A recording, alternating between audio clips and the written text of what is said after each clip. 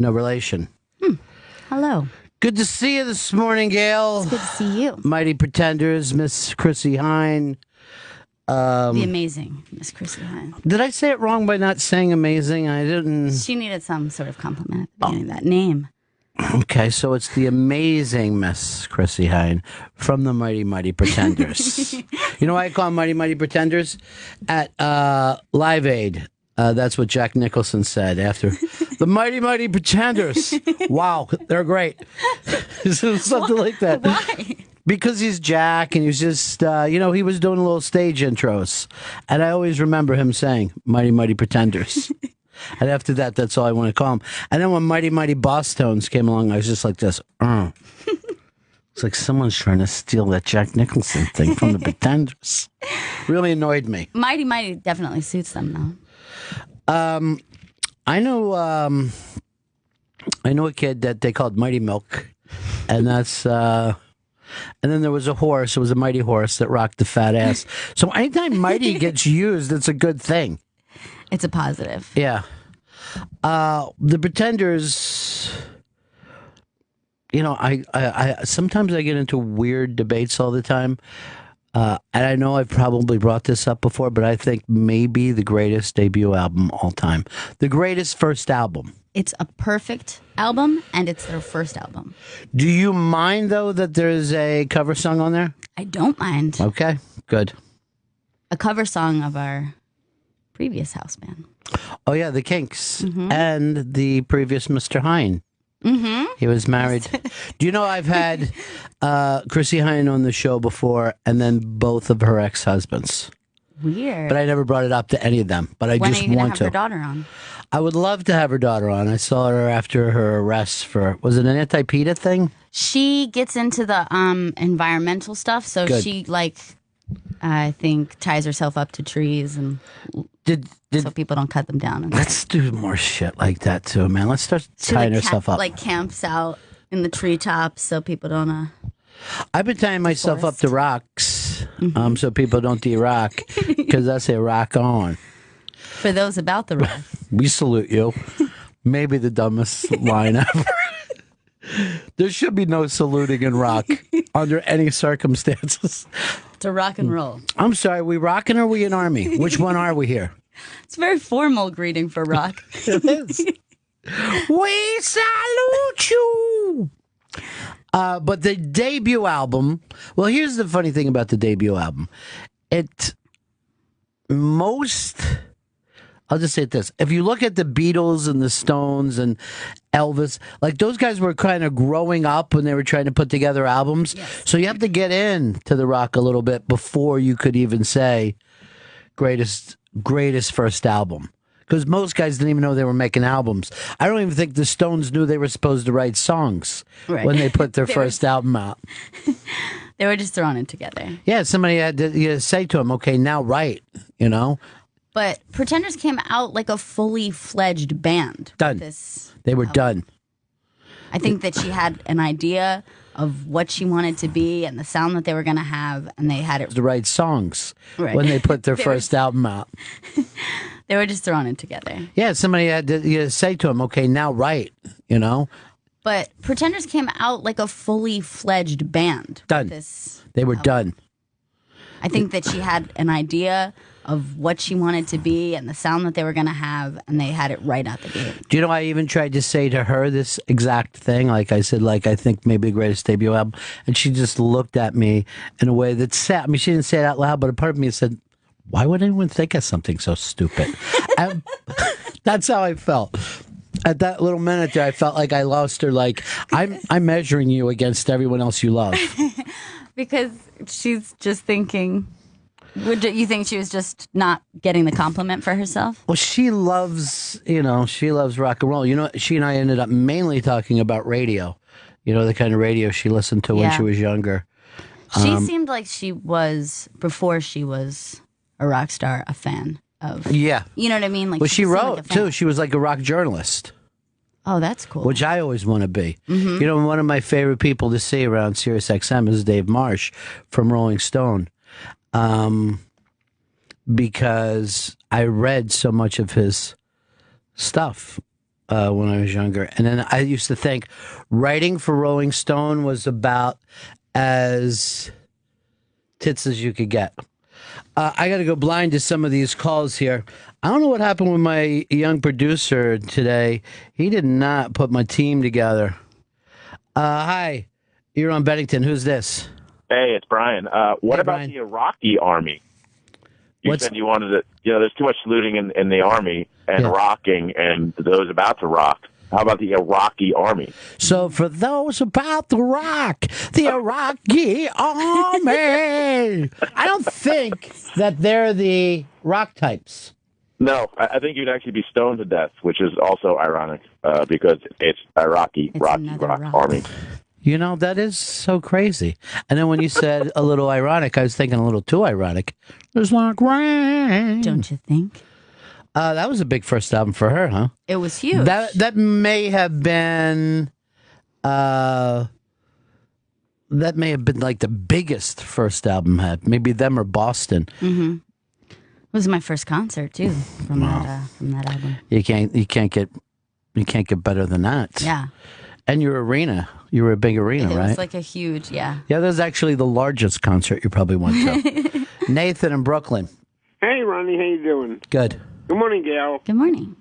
Yeah, you know that Andrew Oldham had to lock Mick and Keith into a room overnight, and told them he was not going to unlock the door until they wrote a song together. It's crazy when you really think about it. Yeah. And like their initial thing, and I had talked about this from like even Ray Davies from the Kinks, they found out like, hey, if we could at least write a B-side, we'll get more money. You know what I mean? Like, the publishing, that's what they started thinking about. So they were like, let's get something going. We just know how to cover. And then all of a sudden to, write the kind of songs that all those guys wrote. Yeah. I also think there was a time that, like, it took the album to become, I don't know what I'm saying, but I feel like first it was about singles and songs, and it took a while for the album to become the piece of art. You know what I mean? I would say like 66, I would say Pet Sounds. Yeah. I think after Pet Sounds, everybody else said, okay, I get it. Right. Big album. Yeah, start to finish. Yeah. And it tells the story or it goes on. Not that there weren't a lot of albums before that and people put a lot of good stuff out, but I think after they saw that, they were like, oh, okay, I got you. Yeah. Pet Sounds. Set the bar. Sounds that the pets make. I get it. All right, Wrecking Crew. Okay. You haven't seen the Wrecking Crew movie yet? I haven't. Sometimes you just really frustrate me. I really want to. Forget it.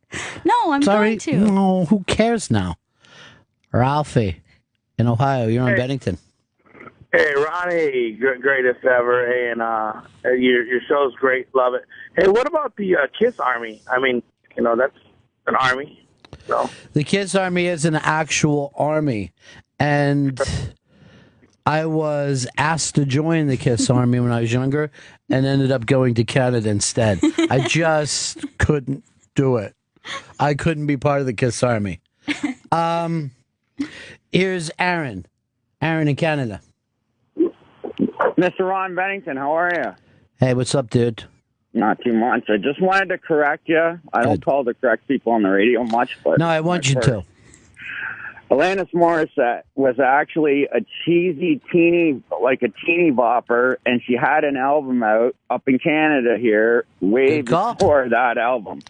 Good call. I missed that Canadian was not import. her debut album. Not that I'm a big fan, but no, it's a very good call because if you put out an independent album first, you know what I mean. That's why there's a lot of people that you can't throw that in, and having the perfect debut album, as the Mighty Mighty Pretenders did, it has to be done straight out of the box, nothing else.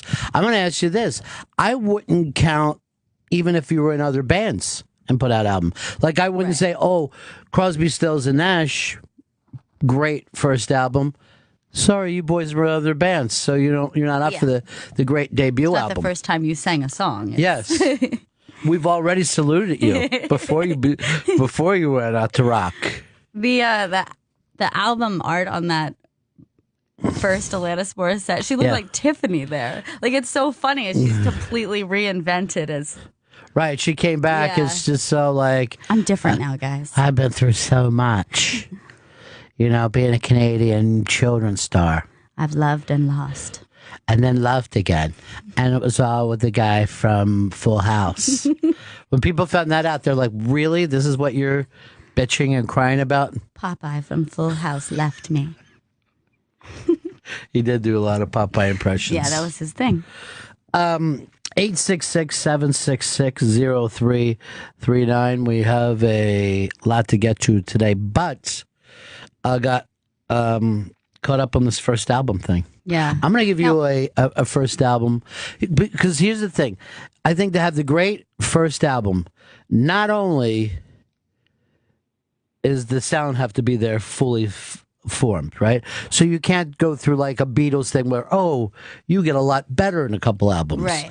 I want an album for a first album award winner to be almost impossible to follow. Right. Like, I don't know why we went on after that first album. We said everything we needed to say. Well, for me, I think of The Strokes, Is This It? It's a great. It was a great first album, fully realized sound. You know, they had other good albums after it, but it was... They couldn't follow it. I don't think that they ever could. No. It's tough to follow. Also, I like a sound no one's heard before or hasn't even heard in a long time. Yeah. Black Sabbath's first album, where people had to go, what? Wait, what? What just happened? Did the devil make an album? And is he walking around now? I mean, we were saluting rock, but now I want to run from it. Satan is among us. It really, it really was just a very unique sound. I think the Doors' first album. Perfect album. Crazy. Yeah. Crazy first album. I guess you've also got to figure most of those guys and girls who died young and had great careers. Probably the first album was pretty solid because there was such a short window of making music. All right, you're basically talking about Mr. Jimi Hendrix when you say that. Exactly. Mr. Jimi Hendrix, where everybody went, what was that? Oh, it's gone. Mm-hmm. Boom. And that first album is unbelievable. Are You Experienced is the first one? Yeah, well, let's look at it. But you know what? The thing is this. He doesn't... nothing sounded like him before. Yeah. I mean, just look what the guitar sounded like just a couple years before. It's I don't know. Where does he even come from? He just Seattle. Well, I meant like so many good things. He comes from Seattle. Rob in Virginia. Yeah, I heard you just talk about, Ron, that if you already have released an album or been in a band before, you can't That's have right. a great first album. What about Dave Grohl and the Foo Fighters? Yeah, that doesn't count. Foo Fighters has a debut album. Very different from, I wouldn't say, oh, it's not a debut album because you played drums in Nirvana. Oh, because you're saying because he played all the instruments and sang and he didn't do that before. I might give Dave Grohl the asterisk as being somebody who I will say your Foo Fighters album might be very unique and you may be able to fit into you may be able to get around the... Look, let me just say something here. I'm here to push this conversation along, not stop it. I'm sorry, Ron. Sorry, Ronnie. But here's the thing. Are you giving him any Nirvana credit for first album? Because he wasn't on that, was he? He wasn't on Bleach, was he? He was not. Thank you. But thank you, sir. No further questions. You may step down, sir. You may step down. We are Bennington, and we fix everything. Hashtag Bennington on the Tweeter tweets for all the Tweeter followers, and if you'd like to give us a call. And the phones have exploded here this morning because sometimes you take a conversation like this, and it's so goddamn important that it's bigger than if people are flying planes into the Alps or buildings are exploding all around us in New York. you're talking about debut albums and how important that is. You can always come here to Bennington. Be safe from the world outside. Safe, because it's so scary. It's so scary. Talk about some tunes. Yeah. Talk about some movies sometimes. Just, chill out. Yeah. We'll talk about movies of tunes or tunes that have been made into movies, which is a rare feat. I actually could get into that. It's either movies that should be songs or songs that should be movies. But I don't want to, the phone's exploded for debut albums. Let's go over here to Chris, Indiana. Good morning, Ron. I want to bring up Appetite for Destruction by Guns N' Roses. Because when that album came out, there was a lot of hair metal, and you could say Guns N' Roses at the time was hair metal, but they kind of brought it back to the roots of, like, real rock, like the Rolling Stones and stuff like that. It may have saved rock for a few years. It may have saved the rock. I have a memory of that album that, like, when I it was like the first time I ever put on music by myself. Mm-hmm. So I had taken Appetite for Destruction, like put it in the tape player, and press play, and then you guys came running in, like, "What did you do?"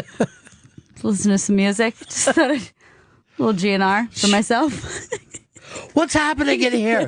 What happened in the baby's room? She's rocking, honey. The baby's rocking. Welcome to the jungle. Yeah, it's a perfect first album, and I would make the case that they never made a better album. Here's the other thing that I think that I like about Appetite as being, first of all, the band looked different from what everybody else was doing. They were. They were crazy and they were great.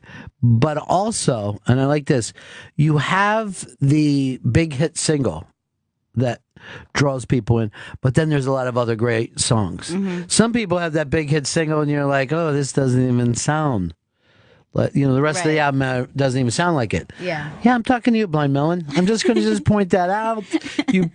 I'm not saying either sound is bad, but you put out a song that doesn't sound like the rest. Sound like the rest of the album. What are you... you got to somehow go, all right, it fits in. Mm-hmm. I'm going to say something controversial now. It just popped into my head because of this. A lot of people are going to be angry, and we're going to get angry letters mailed to us. But I'd say that was true of the Counting Crows. That the Counting Crows had that big song, and then when people went to the album... What was the first single? The Mr. Jones. Look, we're trying to be... But, people get so mad at that song because he's talking about being a rock star. He just gave away any cool, you know what I mean? We want to climb the charts. But that band's still around playing, and, we're 20 years in. Yeah. But the rest of the album didn't sound like that. No, it did. Oh, it did. I'm saying it fit in. The rest of the stuff that wasn't singles, you're like, what I'm saying is like maybe the big hit single, not even necessarily your favorite song. Yeah, from the album, or you just have a mess of hit singles. You know what I mean? You get a mess of songs that play radio play. I could. I could bring up Leonard Skinner for that, which a lot of people never give a lot of critical love to. Their first album is... yeah, it's got all the great stuff on it. It's a single medley. Yeah, DJ's backing me up now. Hey, DJ. Hey, Ronnie. I just saw you pop up. I don't want to steal your thunder. Album? Give it to me. How about Leonard Skinner's debut album? Yeah, I was just saying that. It's actually really, really great. And a lot of people... Appetite for Destruction be disqualified because LA Guns had an album out? No, I don't. Because it wasn't that. It wasn't an album that people knew the way we're talking about, like Crosby, Stills, Nash, and Not Yet Young. They could have, if we didn't set up these parameters, they might have been on the charts twice. We added Young. This is our second debut album. We're a new band again. You know what? Maybe if we took our band and put Neil Young into it, it would get even better. I had a crazy idea. Now that we got Young, should we get Paul McCartney and like every album just add more and more great people? What do you think of this? Is like Lollapalooza this year. McCartney is going to be headlining, and Metallica. I'm like, where's the alt? Yeah. Thought it was supposed to be. I thought it was those about the alt. We salute you. Yeah. Too. We also salute you. As a subcategory of rock. We salute you as a subcategory. Get a little too into it, aren't you, boys? Boy, hey, that was a cold rain out there this morning, huh? Very. I was enjoying it. You liked it? Yeah, I wasn't exactly awake. I didn't sleep a lot of hours last night. So when the cold rain hit, I'm like, okay. It's like morning coffee. Yeah, it's like a little morning wake up. Didn't get much sleep? No. Well, I'm very, very busy right now with this, Sweet 16 going into the Elite Eight, and I'm needed to be there for every game. Yeah. They need you. I don't know why I didn't just say I'm going to go to bed once Kentucky was up by 40, but I was like, I'm going to see how bad this beat up is. I haven't been following. I don't follow. You don't follow. It's not. You're not it's a not basket. unique to this year. It's yes, I haven't been keeping up this year. Been, keeping up with something I'm not interested in. I don't speak as much German as I probably should this year. I don't know whether I was doing an impression of you. I know. But I hope you were. My name's Gail. You know how you talk that way. Guess so. It's the hashtag Bennington on the Twitter. And if you want to give us a call, even though you'll never get through these phones, 866-766-0339. Just keep calling and calling. I've got another one for you. Yeah. Or should it? What if it's stolen from someone? Just go for it? Just go for it. Okay. REM, Murmur. Sorry, Pete. Oh, Gail. no, Pete. I made up Pete's thing. I would agree with that very much. Not only, well, this is the thing there. Not only did A, great first album, B, a really different sound, but now I'm going to add C, started its own genre, its own rock genre, which was college rock. Mm-hmm. And I remember when people used to say this, for those about the college rock, another subgenre. Genre. Do you think the people at the record store goes like this? We're going to need another one of those clips. We've got a new subgenre. They need a label maker. So this is right there. Oh, God damn it. Can we at least take out African jazz and use that label? Radio Free Europe opens that album. What a great unbelievable opening song to an album. Oh, jeez. Opening song to a debut album. Precious is the opening song. Unbelievable. You know what's great, too, about that album? I feel like in that album, the first side and the second side are even its own two. Oh, I agree. Like, first album has all this, the first side has all this energy. Second side is like kind of a little bit more mellow and soulful. And for the people who don't even understand, I probably didn't even get to the second side for a long time. Yeah. I just stayed first side. I've done that back in the album days. I'm just like, haven't gotten around to the second side. First side's so good. Why bother? I'm dating the first side now exclusively, and I'd feel weird going out with the second side. Just feel weird flipping. But I have specifically about the Pretenders' first album, I have had I'm really in the mood to listen to the first side of the Pretenders album. I've done that. Specifically put it on. I do that with a lot of albums. But yeah, that one is to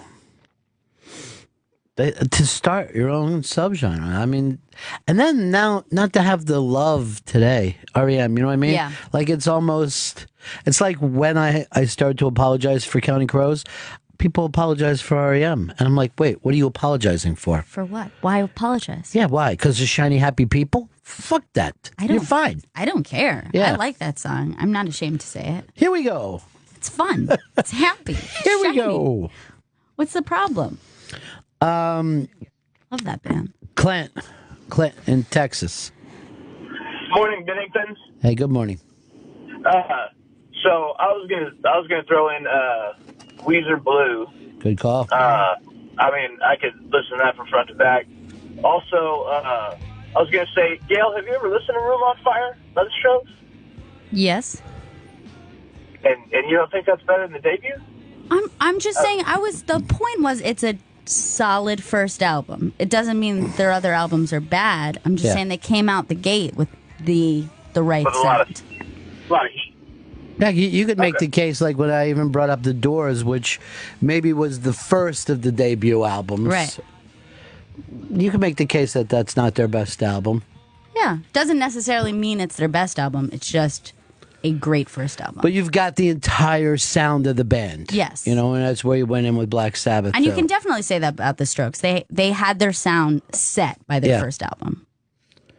And they did a little bit variations on different albums, but I think that they really came out of the gate with this. Yeah, they did. They did a hell of a job. I salute them. I salute you. Mark. Good morning, Ron. Gail, how you doing? Hey, what's up? Hey, Van Halen 1.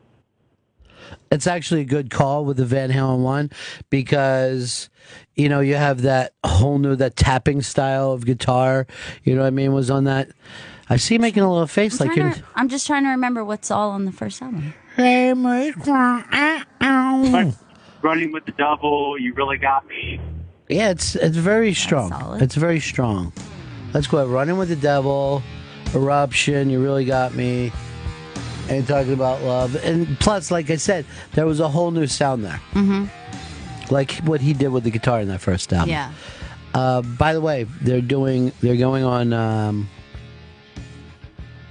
I forget what show, I think Jimmy Kimmel. First time ever they were on TV with Diamond Dave in their entire career. Really? Yeah. That's shocking to me. Well, back then, where were they going to go on? The Tonight Show in 78? It wasn't going to happen. Yeah. And then, you know, Dave was out of the band by 84, I guess. Ponytail Dave. Ponytail Dave. Is that what that was your name for him? That's what I called him, yeah. I had quite a crush as a young toddler on Ponytail Dave. You did. And that's because that's when he was in this whole Bolger Bop. But I remember one time he was on like MTV and you're like literally a toddler and you're all happy and you're jumping around and then it went on to the next song and you started crying. And I was like, right now just thinking of it. I was like, I don't know what to tell you. They're not going to give him a rock block.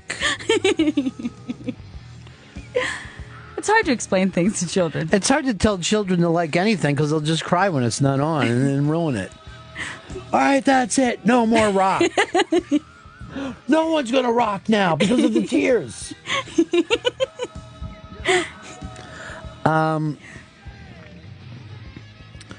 I like when people write to us, don't forget Hendrix. Michael. You didn't. Yeah, no, we didn't. But I just like the fact that somebody would say that. Johnny was bringing up that this was a topic that he and I were talking about before. Hard Rock Johnny. What he does, he has a thing that he has greatest debut album pants. And it could be by anybody in the band. But it doesn't matter. Just their first pants? Just their first pants, or pant, as he calls it. Like little baby pants? Your pants. Yeah. Well, I got pant from watching, what's that other big show that the people they sew and then they're voted off? The Fashion Police. Show. The fashion show. No. For those about the fashion. Project Runway. Yeah, that's it. Project Runway. It's a great pant. It's a wonderful pant. You will be making a pant this week. Marvin, Bama. Hey, guys. Good morning. Good morning. Hang on. I'm trying to get the speaker. Yeah, the Police's first album, Lemsden Mooreskin, had Roxanne on it. It's a great album, I thought. I thought it was different at the time. That kind of, I don't know what. Well, it was different if you've never heard black people play reggae. And Ron, can I ask you one more thing? This is whiter than I'm used to. It's whiter and lighter. Can I ask you one more thing? What?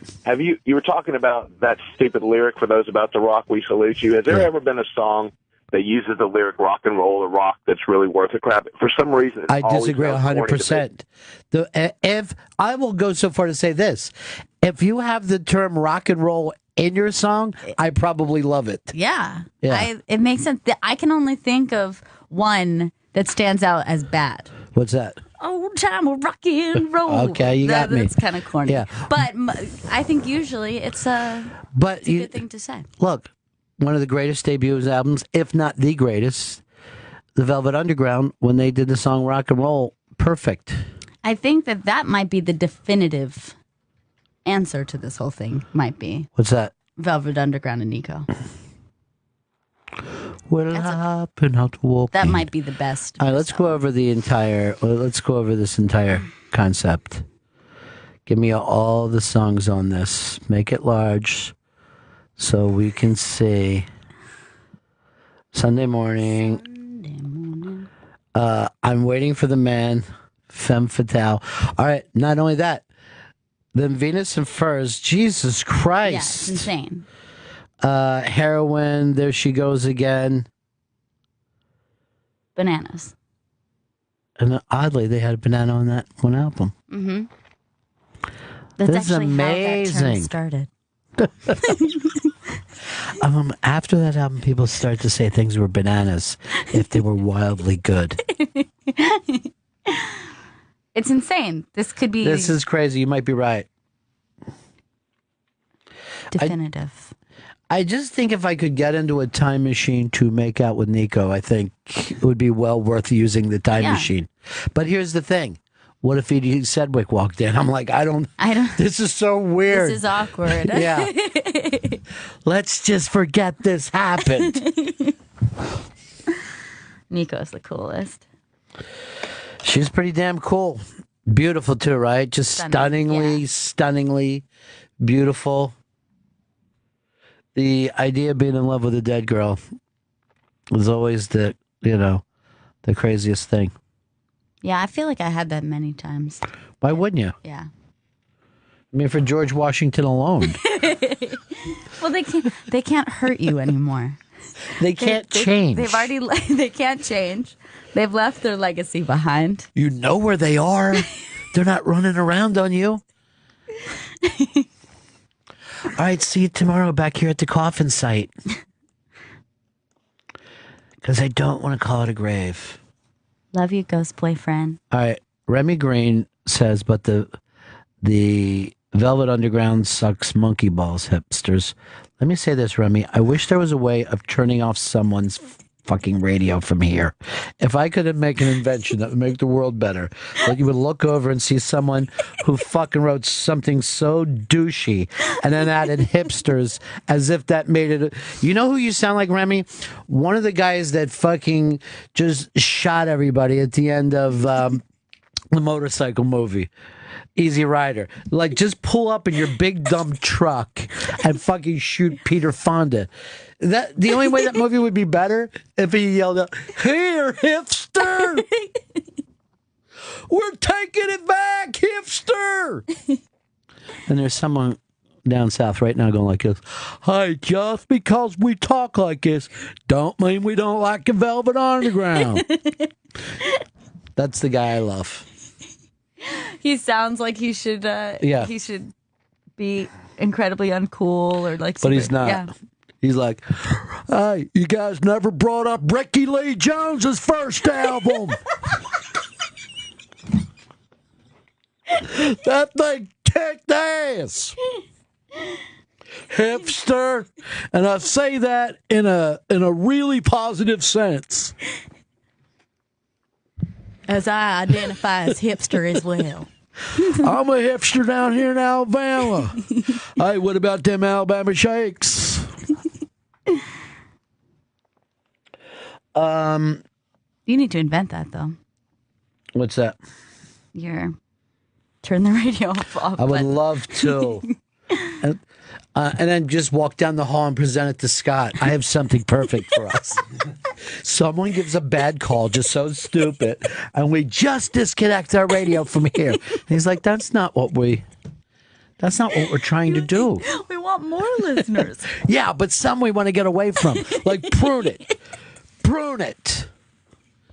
But we have 180 stations, so everybody gets what they want. Turn some of the stations off that we don't like.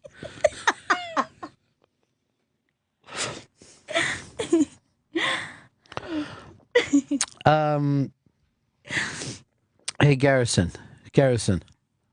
Good morning, Benningtons. Good morning. Hey, I was wondering, is it really the debut album or the breakthrough album? No, because it's a there's debut a lot album. of groups that had like 5 albums before they, like B-52s, their first album was great, but we're not talking nobody about them. really heard of it. Yeah, I mean, I guess we could bring up Greatest Last Album, or but that's not what Greatest we're sophomore? doing. Greatest sophomore album? Believe me, I'm a big fan of the sophomore albums. Anybody who beats the sophomore jinx, A-OK in my book. Now, I'd say that someone brought up Weezer Blue. I think the sophomore album is... Well, even like Metallica, they had 5 albums Yeah, but before. that's Their not what we're 5th album talking was the about, one that Garrison. actually came through. This is not it. Some other day we'll have, next Bennington. Yeah, on the next Bennington, we thought you sucked, and then you had a breakthrough album.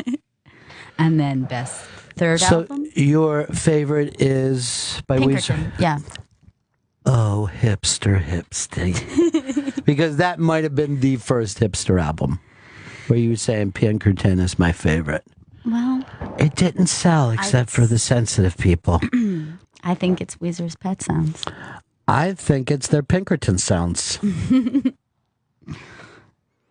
That is, it's a great album. It's a great album. The Blue album is great. It's a good debut album, but this is, I think, their best album. But you know what's really funny? People that like Pinkerton will just start running down the Blue album. Oh, I'm sorry. It's none of the pop shit that you like. You're like, it's the same band. Why are you turning on them? And then they came back with Green, and everyone's like, Aha, okay. you're back. All right, let's see where this goes. And then we don't talk about anything else that happened with Weezer. Look, can I just say this to you? If you love something by somebody, that's enough. Yeah, that's how I feel. I feel that I don't way. need to worry about what they're doing now. We shared a very special time. Somebody will say to me, "Oh, do you like Aerosmith?" I go, "I love them," and they'll go, oh, what? And I go, "Oh, I mean, like pre-1977." Yeah, but that doesn't mean I don't love them. Yeah. I do love them. You know who I kind of have that feeling about is like it's a very easy thing to run down U2. It's very easy to run down U2, and I don't think that's necessarily fair. It's a lot of great early stuff. It's a lot of just great stuff. A lot of great stuff. Very, very consistent. I know. You're right. They've been out for a long time. And You're not going to like everything they do. Boy's a great album. That's their first album. Boy. You basically look at they had at least one great album in like so many different decades that it's crazy. That's what if it's up to Garrison. He's going like this. Why aren't you bringing up bands that had good albums in every decade? Why isn't your topic about every possible topic there is? And don't forget all the other topics. Yeah.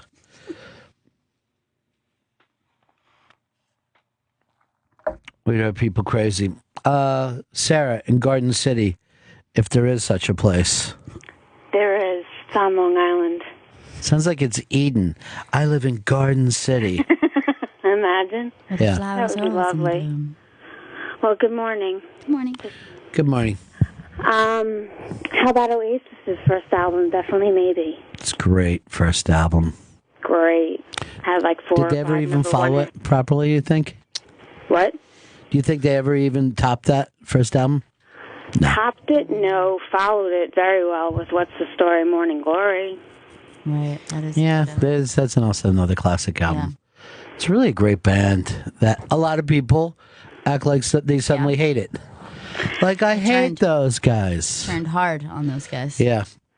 Yeah, well, they're over now anyway. Well, nothing's ever over in the world of rock. Hopefully. Okay. But again, they're like, they hate each other and would beat each other up backstage. Yeah, but that has nothing to do with me. I don't care if people get along all that well.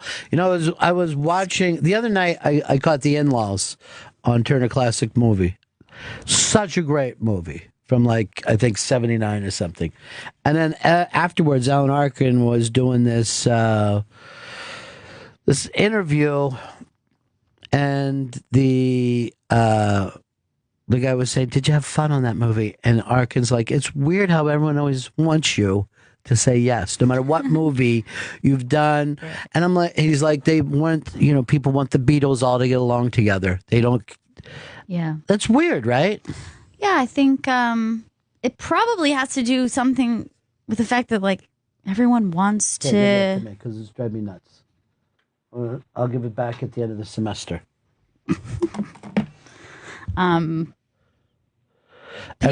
Everyone wants to be a musician. Everybody wants to be an actor. You know, like maybe that it's that you have this fantasy of what that job is like, and so you want it to be fun. You just want it to be all a party, and they want everybody to be best friends. Yeah, like and you were all best friends. Yes, we were. Everybody in the film was a best friend. Mm-hmm. I don't know why we do, but people hate it, and I love when like people try to get you to take a side in a band. They're like, "Are you a Mick guy or a Keith guy?" Yeah. You're like, really? I have to, just because they fight with each other, I can't like them both? It's like if I say something about Robbie Robertson, all the Levon fans call in, and I go like this: I don't know what you're talking about, dude. Yeah. Why can't you love both? I'm not a judge who was here to divide up all the assets of the band. By the way, the band, we should have said that right off the bat. Big Pink, right? Music for Big Pink. That album's so great that one time I was up. Well, this was exactly, I think, when you started to be able to go out and put an address in and then follow it in your car. And I found Big Pink when I was up at Woodstock. Oh, is that right? Yeah. And I pulled up to it, and it looked just like Big Pink. You know what I mean? Like nothing looked different. Weird. It was so amazing. Cool. And it was like... what is it? It's just a house that... Yeah, it's just a house that they recorded in, the basement tapes and stuff like that. And it's just, kind of a Pink house. That's it. And, I mean, it looks exactly like that, dude, right now. That's awesome. And I just drove out. I never got my picture taken in front of anything. I just did it. And got back in the car, and I just went, I feel insane right now. I don't know. I don't even know if I've ever, looked at the Statue of Liberty and felt like, oh my God, that's the Statue of Liberty, or that's the Grand Canyon, the way I felt about Big Pink. Yeah, that's awesome. Let's do the track listing on Big Pink, because that's such a good... Oh, it's unbelievable. It's so good. It's such an amazing first album. Tears of Rage. Yeah. By the way, first song right out of the box. Amazing. The Weight is on that album. Yeah. Everything the so band good does anyway. I always go through, I've never 2 years in a row had the same favorite song by the band. It always changes. Yeah. I'm always like, this is my obsessive song by the band.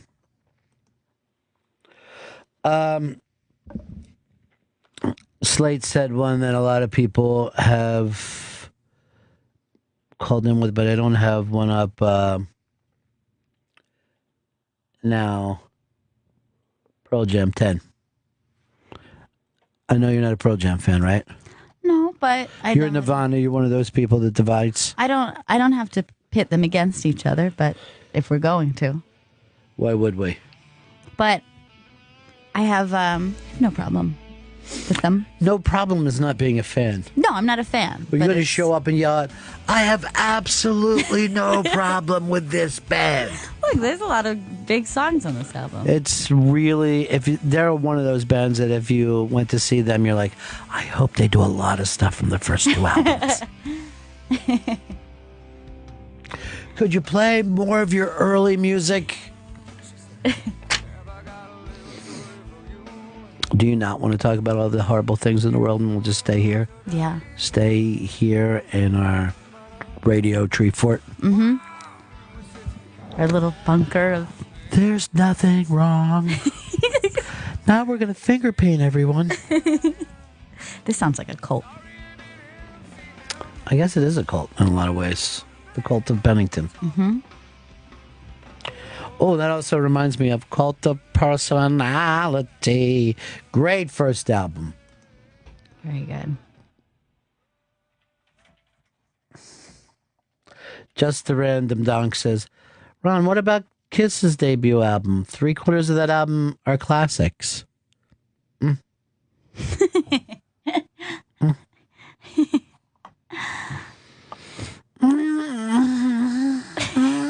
You don't feel good about that? I don't want to say anything. Don't want to comment. I always say, if you can't say something nice, don't say anything.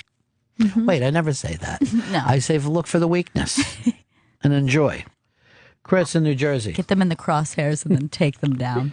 Yeah, I know it's not Appetite for Destruction or Jimi Hendrix, but Rage Against the Machine's self-titled album off. First of all, there is a great YouTube video of them at some college where they just set up and played for free when they were like kids. And you'll just see people just walking to their classes behind them. I think it may even be like the first time that they ever played together. Really? Yeah. And they were just in some kind of like little square of the quad or whatever these colleges call this stupid shit. Are they playing any of the songs from They the first sounds album? just like Oh, wow. themselves. Yeah, this is it. Now look at everybody just walking past Rage. Not stopping. And like within a year, they're going to be, a giant band. That's crazy. They're just walking to class.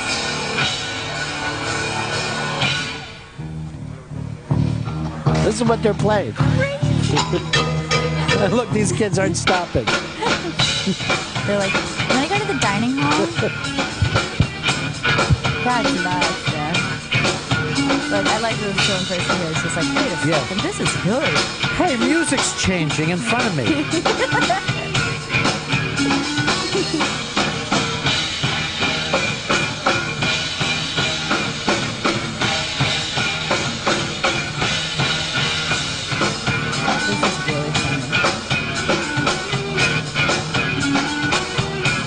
Isn't that amazing? Like it could be the school that I went to. Yeah, I know. It's like some Santa Barbara thing. Where one or two... Yeah, the girl doing is probably a girlfriend that's up front. Like, hey, I thought it went great. I was talking to some of the guys in the quad. Some people stop for like a full song. So that was cool. How amazing is this stuff? I thought we want one of those just like, another jam band. Like they just think it's like... Hey, Train, what's the name of this for people who are looking? What's the name of this YouTube? It's Rage Against the Machine first public performance. It's amazing to have that. So cool. Look, now we've doubled in size. There's got to be at least 6 people listening to this right now. Listen, I'm decided with fraternity I'm going to rush. That one girl just like bopping her head. Like, she's just like, all right. I don't know what's happening here.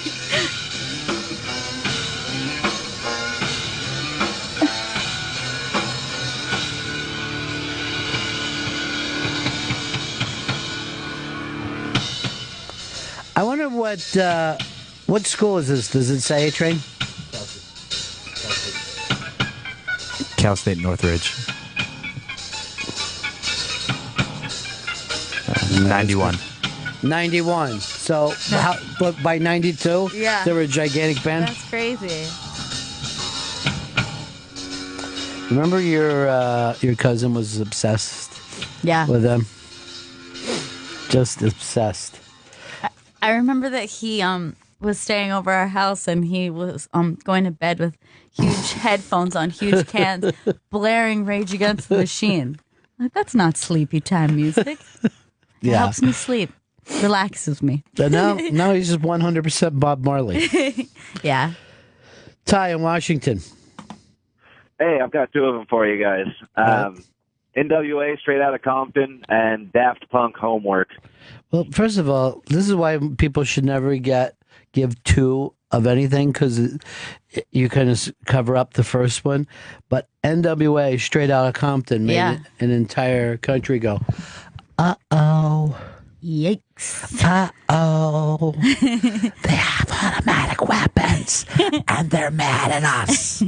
And they're coming straight out of Compton. They're not staying in Compton like they used to. Yeah, that's a great one. I remember one night Patrice O'Neill did the Jimmy Fallon program, and he just starts talking about how afraid he was. He starts talking to the Roots about how scary that first album was. That's so by funny. NWA. Now, what year is that? Is that an 89, a 90, something like that? The year Straight Outta Compton came out. That, this is like a year earlier when hip hop used to sound like this. Well, my name is Jay, and I'm here to say, yo, yo, yo. And we're like, what harmless music? And everyone's dressed so colorfully. It's 88. And then, seriously, it's like the Fat Boys were 2 years earlier. And all you're saying, like, uh-oh. Who's this very Ice Cubed? Rip, rap, ribbity-doo. Rip, rap, rip, rip, boo. When I was a kid, we had a DARE representative deputy who would come to our school and talk to us. And she would talk about things that were dangerous to us, which just made us really interested in the things that she talked about. Everything she said sounded cool and exciting, and then we went forward and looked at it. And one of those things was this album. Wow. So we were, obviously it had come out like years before. This would have been like early 90s. And she was like, and they have a song where they say the F word to the police. Is that something cool to say? And we're like, that sounds pretty cool. And we all started being like, let's listen to we got to find that album. That's why you should never tell kids anything. Passing it around like, we had made tapes for each other. Finally, something we can enjoy. This I can get behind. Now, do they have anything to say fuck the teachers, or... Because that would really be good. We got a break here, but Gail, you turned me on to...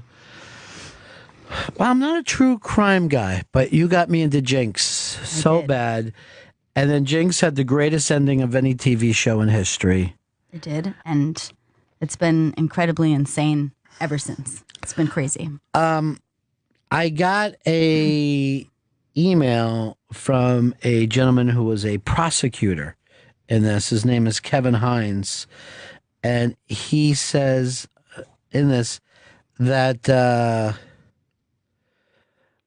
a lot of people have asked him to come and talk about it, and he's turned it all down, but he wants to come on our show and talk about Robert Durst. That is awesome. Yeah. I'm excited about it.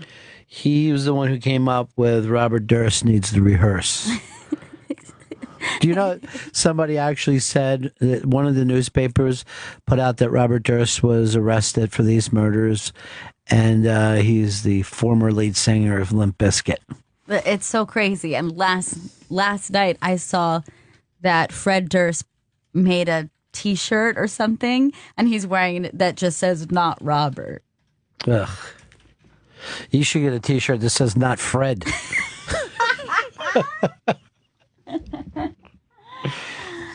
You can always get away with, like they say, don't bully. But if you point it towards Fred Durst, society is always nice to you. It's a sad thing. Yeah. Yeah. Boogie says, does anyone mention Alanis Morissette? Her first album was all hits. Boogie, look into it. It's not her first album. She did a Canadian album. If you woke up in time, you would have known that.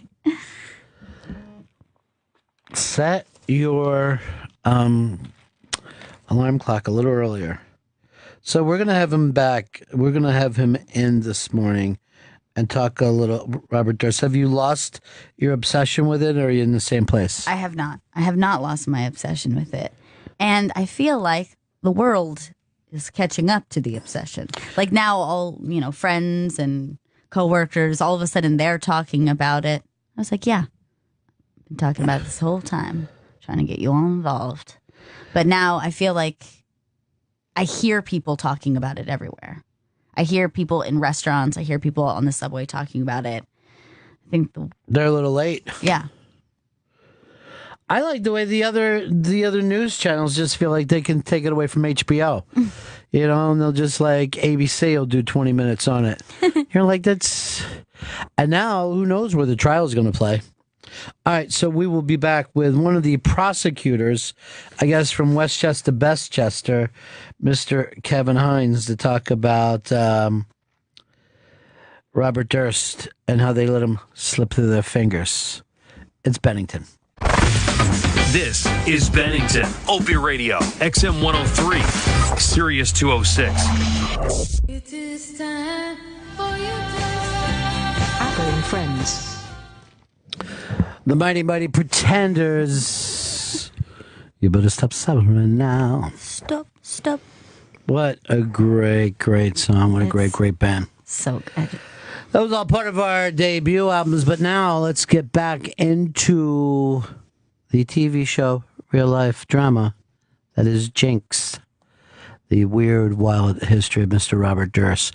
We got a gentleman who was and still is, I believe, a prosecutor in Westchester, where I guess they failed to prosecute him for his wife disappearing. Yeah, I think that they were not able to completely lock it down, and I think this was probably around the same time that the second murder occurred, is when they were reopening that. The Galveston murder? No, the Susan Berman murder. Wait, the Susan Berman was before Galveston? Mm-hmm. But didn't show up that way in the movie because... Yeah, like it was another backwards. Yeah. All right, good call. Kevin Hines is going to be here. Is he ready to come by in? All right, from the Jinx, HBO.com for more information on the Jinx. Let's bring in prosecutor Kevin Hines.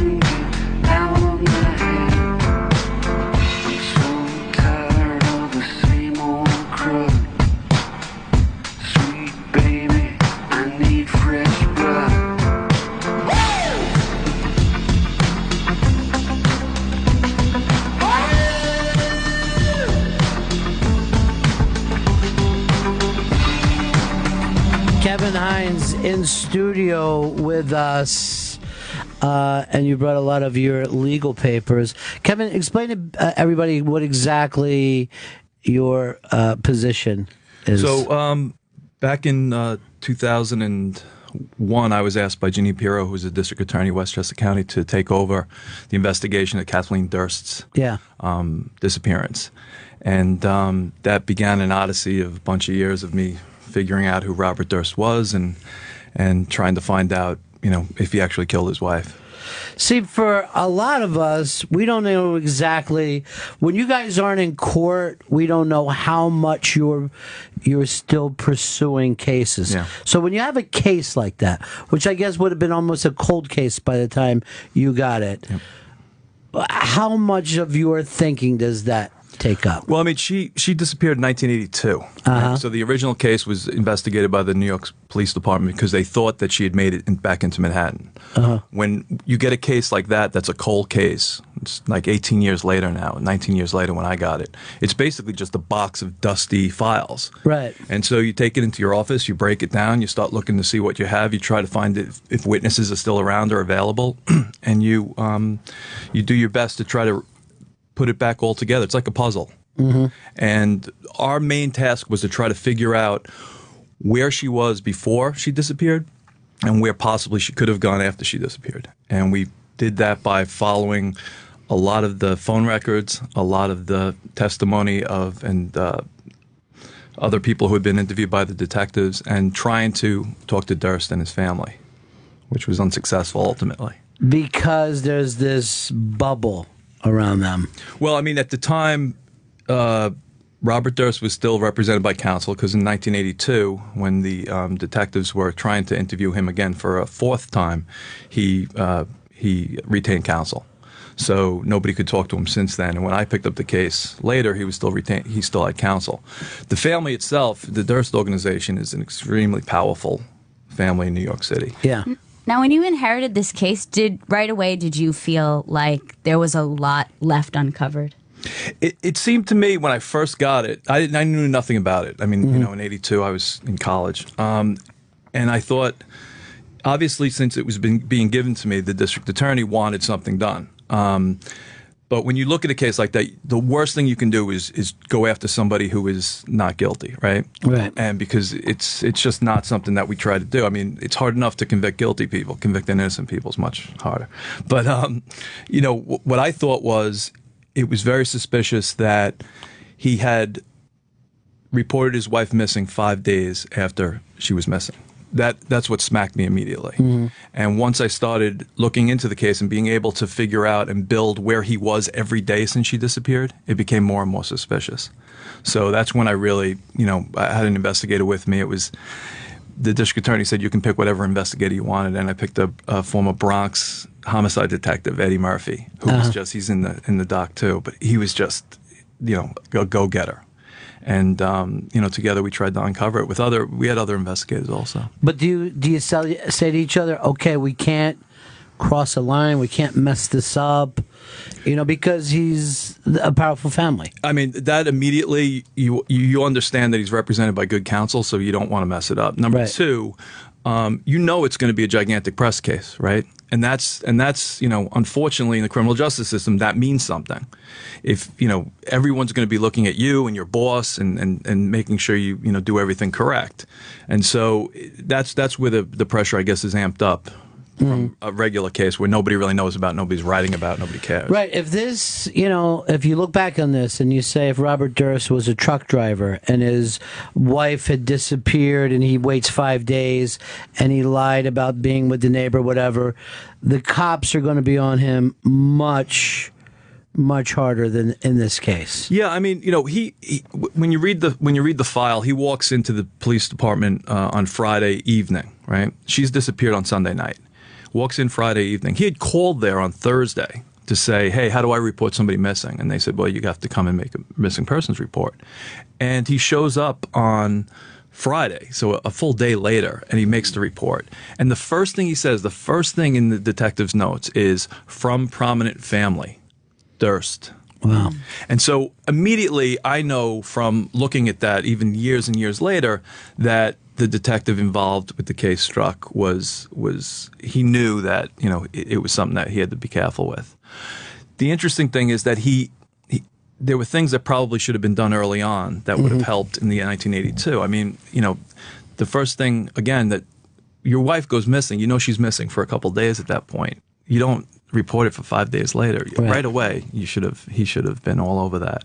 But the fact that he was from a prominent family, I said in the documentary, the interesting thing about the file is there is no calls from the mayor's office. There's no, there's nobody is looking at the case and saying this guy's from a prominent family. This woman is the daughter-in-law of one of the most powerful people in Manhattan.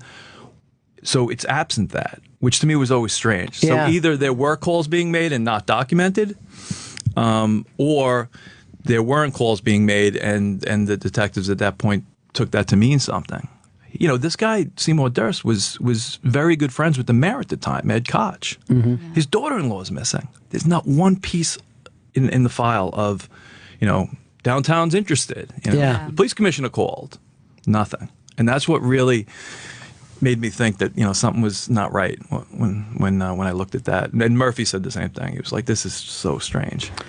But yeah, go ahead. Also, the first time around with the case, it seemed like a lot of things were documented but not followed up. Like the neighbor saying that he had a drink with the neighbor, but he didn't, in fact. And also the doorman who there was an idea that he had seen her and then he had never. Was there just a lack of follow up on the initial? You know, it's always hard to look at an investigation and point fingers on what went on. Mm-hmm. I can tell you, though, that there are, you know, certain things that you would have wanted to be followed up on. Certainly him, you know, he does so many weird things when he first shows up. So he waits 5 days to report her missing. He then, tells the detective this story about having a drink with the neighbor and calling her from home. And that's how he supposedly knew that she got into the city. And almost immediately, we know, and the detective knew, he never had a drink with the neighbor. Yeah. And he never called home. There was no phone records that showed that he called from South Salem to Manhattan. And so immediately, your crime scene can shift at that point. You know, one of the reasons when you have a crime scene problem is that everyone thought in the beginning, because of what the potential defendant told us, the crime scene was going to be in Manhattan because she supposedly got back. But if you pull the phone records, if you look at the phone records from that apartment, she makes no outgoing calls at all. And she's somebody who, if you look at the phone records from the week before, she's on the phone all the time. And all of her friends say she's on the phone all the time. Mm-hmm. And so the first thing that could have been done was they could have dumped the phone records and find out were any calls made in, were any calls made out. And then you could have determined, maybe she didn't get home, right? Eddie Lopez was the name of the doorman who told the detectives originally that, yes, I saw her come home. She came home at around 11 o'clock. It turns out that pulling the employment records or the schedule that day would have showed that Eddie Lopez wasn't working that day. So immediately he should have known that Eddie Lopez was probably taken care of in some way to say that because he was not working. And when his own investigators then do their own investigation back in 82, they find the right doorman. And the doorman says no. Our detectives, not mine, but in 1982, never found the right doorman. They never went and followed up. They took it at face value that this guy, Eddie Lopez, says he was working. He says she came home. We knew she came home. It's going to be a situation where the crime scene is in Manhattan someplace. And that was the fatal flaw in the 82 investigation. Because if you believe that she's in Manhattan and you believe that she's killed in Manhattan, no one's looking in South Salem. Right. And that's where, I believe that's where he killed her. But for that to happen was, obviously it's somewhat shoddy, but I always thought that if something happens to the wife, the first suspect is the husband. Right. Is that just a cliche, or is that no? I true? mean, certainly, since I've been in that business, and I'm not in that business anymore, but certainly when, since I was in that business, yes. In 82, it's a little bit different, right? So you read the reports and you see that Struck, the detective, is saying things like, they had marital problems. There was some physicality in the relationship. There was some reports that, he may have beat her up. And it wasn't like, now we would be like, this is definitely the guy, right? But back then it seems like, it wasn't that much. And you talk to witnesses about that in that era, they were like, he used to smack his wife around, it's no big deal, But unfortunately back then it wasn't that. I mean, she had gone to the hospital a month before she disappears because he whacked her and she had an abrasion on her face. And Struck knew that pretty early on. So there were a lot of things that should have been total red flags, right? Mm-hmm. And they weren't, unfortunately. And because it was the 80s. It was the early 80s, and this whole place was nuts. It was just insane up here. I mean, the pictures that are in this file of them partying at different places. They were big into Studio 54 and all that stuff. And there was certainly a lot of cocaine going on all over. Right. Everyone talked about these parties that they were having and how there would be these fights at the parties, and that Bobby was a violent guy, and sometimes he would punch people out and stuff like that. But I mean, yeah, it was a crazy time. I mean, I was in college at the time, but I remember going into the city and seeing some crazy shit going on. But, yeah. Going to the city took a certain amount of courage. You know what I mean? Like I remember when people would really be like, okay, take off your jewelry by the time we get out of the tunnel, or they will beat us up and take it from us. Yeah. So when you got the case and then he started to pop up, what was the next thing? Was it the L.A. murder or the Texas murder? Yeah, so I mean, the way the timeline goes, and I got the case a little bit later. What happened was, so Joey Becerra, who was the trooper, so the case is totally cold, right? Yeah. Joey Becerra is this state trooper, real go-getter type guy, and he arrests a guy who's weenie whacking in his car. And when he arrests that guy up in Westchester, the guy who's interrogating him on other stuff, because that's what good detectives do, and he says, I can tell you where Kathy Durst's body's buried. And Joey didn't know who Kathy Durst was, so he then finds the file and he starts looking at it, and it turns out that this guy is saying it's buried on Douglas Durst, the brother's estate.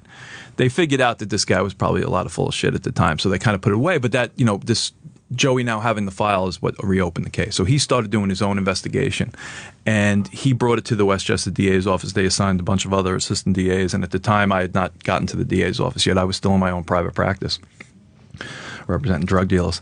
But so what happened was that the case, they start working up the case, and it starts hitting the papers. And how that hit the papers is still a bone of contention. Nobody knows how that was leaked. But as a result of that leak, Susan Berman, the person who we believe knew everything about Bobby killing his wife in '82, ends up dead in L.A. She's shot in the back of the head. No forced entry. Doors are open. There's a note that shows up, the famous cadaver note. And L.A. begins their investigation. Sometime later, Bobby then disappears, and he goes into hiding in Galveston, where he rents an apartment as a woman, a mute woman. He dresses up and hides himself there, and then about 6 to 8 months later, he kills Morris Black, his neighbor. Chops up his body, throws it in the bay, and goes on a 6-week odyssey because he makes bail, right? He gets arrested. They don't know who he is. They believe that he's just some, transient. He makes bail because it was something he could do because he had so much money, and he goes on a 6-week odyssey where he just roams the country before getting arrested for stealing the sandwich in Pennsylvania. Unbelievable. And then some people are like, oh, he's so smart and intelligent. And you're like, half of the stuff is like madness. Yeah. The other stuff is money gets you out of things. Like I think his lawyers have been pretty amazing. Yeah, I mean, Ronnie, he's a huge pothead. I mean, it's like we all went to college with these guys who wake up, they wake and bake, and then they're like, oh man, I forgot to do, like, that's who he is. And he's a list maker too. So like when we have all these lists of him like writing stuff down around the time Kathy disappears, like town dump, like shovel, just weird lists. And every time I used to tell people all the time that, they were like, how did he get caught in that? I'm like, the dude was stoned. I mean, he was just, every time he does something stupid, I'm like, yep, he was probably just, I know that dude, right? I was roommates with the guy. I'd be like, huh? Spicoli, right? Yeah. I mean, he had a lot of that. And when you listen to when he was in Pennsylvania jail, they taped all of his interviews and all of his telephone calls and all of his, every time he talked to people. And so I had to listen to like hundreds of hours of him rambling on like you see him in the Jenks. And it's like, okay, now I get this guy. He's just like, huh?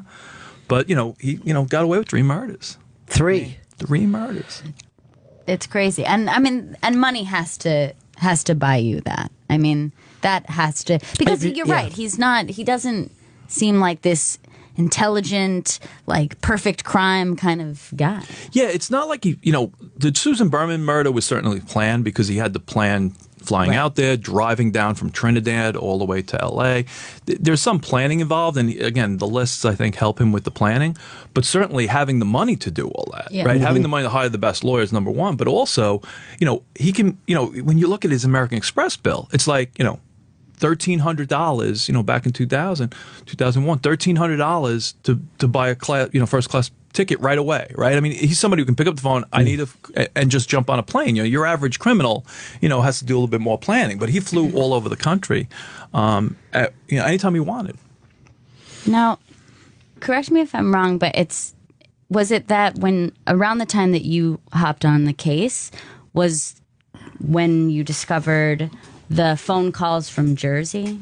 Yeah, the collect phone calls. So we had done there was a bunch of phone dumps done back in '82, and so we had all that information, but it was really good investigation done by Eddie Murphy, really, that said, look, there are these collect phone calls, and he interviewed people who were working with the Durst organization at the time, and they said that there were two people who call collect. One was Bobby, and one was Seymour. Mm-hmm. And we knew that Seymour probably wasn't in New Jersey at the time, so we were able to determine that, or it was our understanding that was probably Bobby. Yeah. And those calls were made on Tuesday. So if you look at the timeline, she disappears Sunday night. He says he puts her on the train. That's bullshit, right? Monday is when we have him going to different convenience stores, buying stuff that you would buy to get rid of a body, and him making his lists. And then Tuesday is when we have the calls down in Ship Bottom, where he's made 3 collect calls back to the Durst organization. And everyone tells us that the Durst organization at the time, Bobby's the only one who makes collect calls other than Seymour. And Bobby admits that on the Jenks, right? And then he's got some weird, wild story that he says, like, oh, there was some other guy down there. That it's hilarious to watch that. Right. Bizarre, right? So we kind of put him there, right? Wednesday, we have him buying brand new boots. And what's interesting about that, Murphy found this receipt of him buying these new boots, and they tell us at the Durst organization that he shows up Wednesday morning and his boots are all sandy and shitty, and so that's why he buys new boots probably. And there's some kind of meeting at the Durst organization that we could never break, we could never figure out and get. Back in 2002, we were threatening people with grand jury. We're going to go to the grand jury on this, and you're going to have to come in and tell us, what happened during this meeting. And then nobody would help us. And for other reasons, we didn't go into the grand jury, and the case again went, cold. Thursday, so Wednesday, then he goes back to the apartment. He's basically making telephone calls out of that apartment. Thursday, he is back up in South Salem, probably still cleaning up because he knows he has to report her missing. He calls the cops, the precinct, and tries to report her missing from South Salem. We have that on the phone records. And then and one of the things that always, I wanted this case to go to trial because I was going to say, look, your wife goes missing. In his own words, he says, I know by Wednesday that she's missing. You don't report her missing till Friday afternoon? Yeah. And he says at some point, I got into the city early Friday, but then I had some business to attend to, so I didn't get to the detectives until 5 o'clock. It's bizarre, right? Nobody would do that in their right mind. But that's when he reports her missing, and they take a statement, and he goes on his way. And then it. So you would have loved to take in this, and even with everything that you had, you would have loved. Well, at that point, by the time I got involved, he was, we knew that he killed Susan Berman, although L.A. was not moving on that case for their own reasons. He had, when he gets arrested for the Morris Black case, which was huge national news, he also went to trial in that case, right? And he beat that case. And I knew at that point, this guy's got the worst pretrial publicity of any person I've ever met, right? Mm-hmm. So my thought was, even if our case is slim, the jury, you tell the jury you can't consider all the stuff that you've seen about this guy. But we had, some good stuff. People were outraged that this guy cut up a body and got away with it. So that was my thought, that a jury pool would understand who he was. And I felt that we had put together a case that was strong because we had that timeline that was this is when she goes missing. We know she's not in Manhattan because of the phone records. Mm-hmm. We now know that she never got to the apartment because of the doorman. And we know that he does all of these strange things that somebody who is guilty would do during that week. And I thought it was circumstantial, certainly, but I think a really good circumstantial case. But look, it was, back then, talking a bunch of years ago now, I was psyched. I thought it was going to be great. So who keeps you from doing it? Well, so there was a meeting, and it's been reported, between Jeanine Pirro, who's the district attorney at the time, and Douglas Durst, the brother, right? And that meeting takes place around the time when we're making the decision whether or not to go to the grand jury. And Murphy and I had presented the case to the district attorney and her people, and recommended that we go to the grand jury. And one of the reasons for that was that we wanted to have people under oath talk about a lot of different things, not the least of which this meeting on Wednesday. And we had some really, really serious discussions with the Durst attorneys, not Robert, but Douglas's, because we were reaching out to them saying, come tell us this. There's no reason for you to hide this, but they hid behind their attorneys. And so the way you get around that is you institute a grand jury, and then you put the cover-ups in the grand jury, and they either tell the truth or they lie. And if you can prove they lie, you indict them for perjury.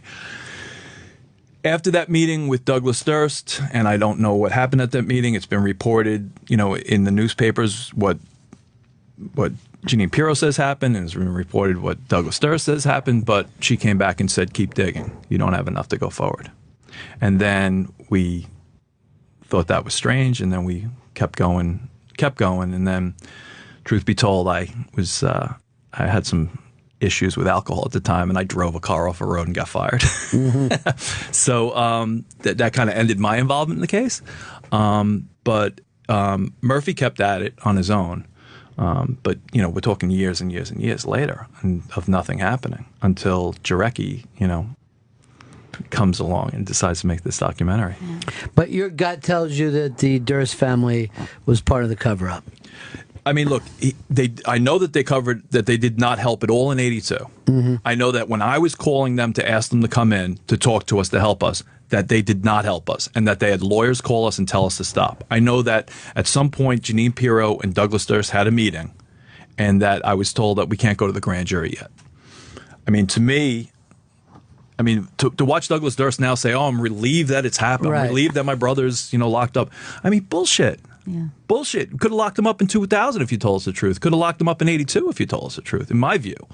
Now, he's going to say what he's going to say, but he's never helped prosecution at all. Never helped the filmmakers either in Jenks. Nope. But what could he have possibly had on the prosecutor? What could he have possibly said?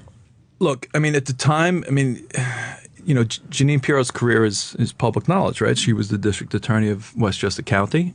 She ends up running against Hillary Clinton for a little bit of time as U.S. Senator. That campaign blows up. She then turns around and decides to run for Attorney General against Andrew Cuomo, who's now the governor. And that campaign blows up. She had ambitions. She was very good friends with George Pataki. George Pataki is someone who was friends of real estate at the time. There was certainly, interesting things going on. When Jarecki made the movie, All Good Things, there's a scene in the movie where the district attorney character meets with the brother of the Ryan Gosling character. And as a result of that, the investigation is quashed. I was there. I can't say that, I was told why it went down. I can't say why she told us to keep digging rather than, institute the grand jury. But I can say that we were very forceful on the investigative team to say, we're going to bring you in, Douglas Durst. We're going to bring your wife in. We're going to bring your kids in. We're bringing everybody in. And we're going to put you in the grand jury. And, did that make him, say, screw this guy, I'm going to go talk to his boss? Maybe. And what happened at that meeting, I don't know. The interesting thing is it's a January 1st article in the newspaper, in the Times, where that meeting was finally admitted to. Because for the longest time, people were like, oh, there was no Douglas Durst and Jeanine Pirro never really. And when the movie came out, it was said, oh, that scene never took place. Well, Douglas Durst, in that interview on January 1st of this year, says, yes, I met with Jeanine Pirro. And when I met with Jeanine Pirro, she told me that I think your brother killed his wife. He's too stupid to do it by himself. And I think you probably helped. Jeanine Pirro says, yes, there was a meeting that I arranged with Douglas Durst. But that's not what happened at that meeting. And I'm not going to tell you what happened at that meeting.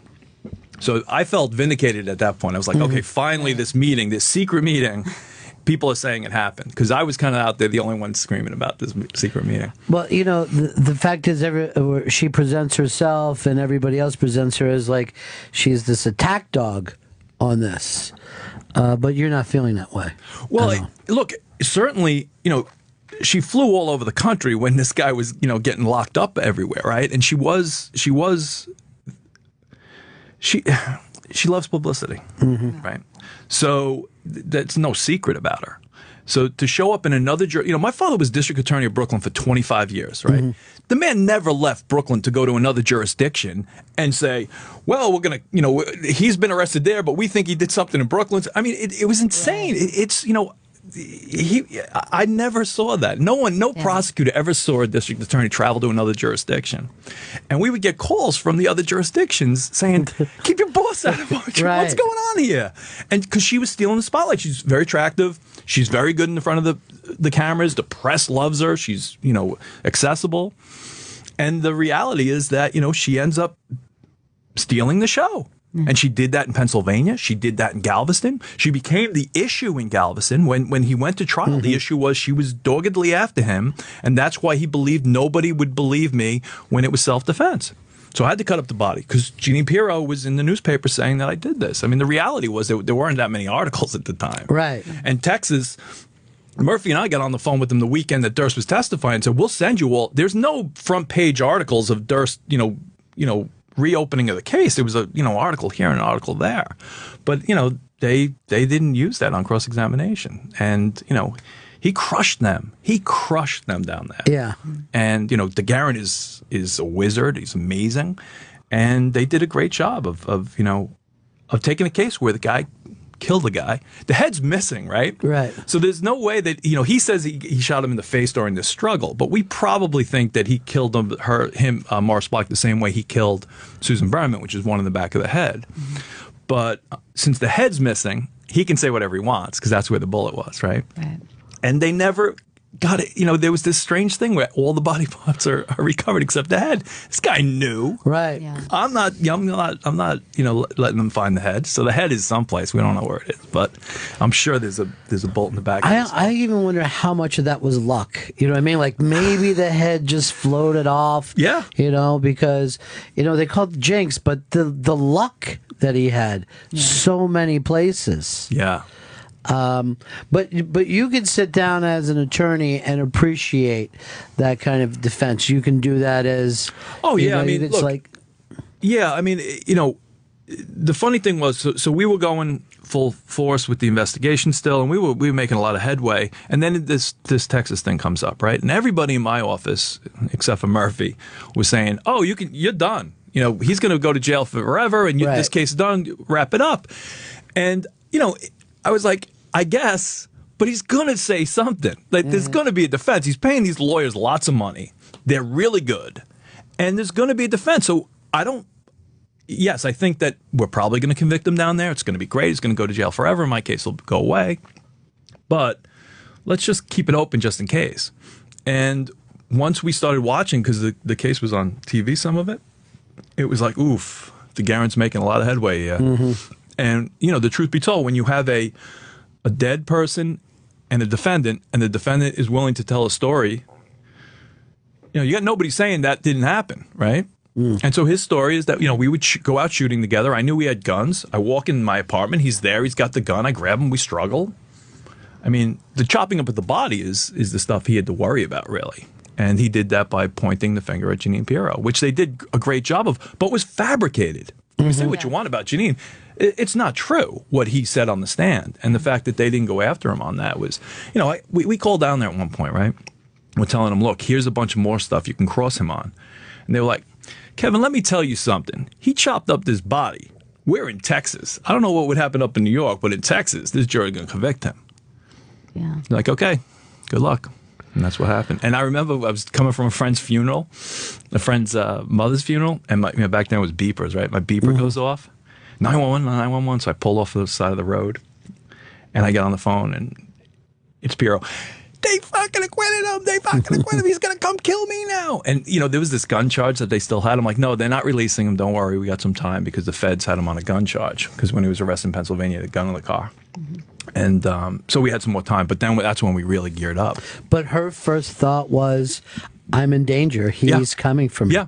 Wow. Well, when he was on his 6-week odyssey, he was in Westchester County. He went to his brother's place in Westchester County. He went to the old house where we think he killed her in South Salem. it was obvious from his testimony down in Texas later that he was obsessed with the fact that he felt that Jeanine Pirro was out to get him. He literally gets obsessed with these strange. Yeah, and he makes enemies lists, and they were, Jeanine was on the enemies list. Deborah Lee Sheridan, his wife, was on the enemies list. It's so bizarre.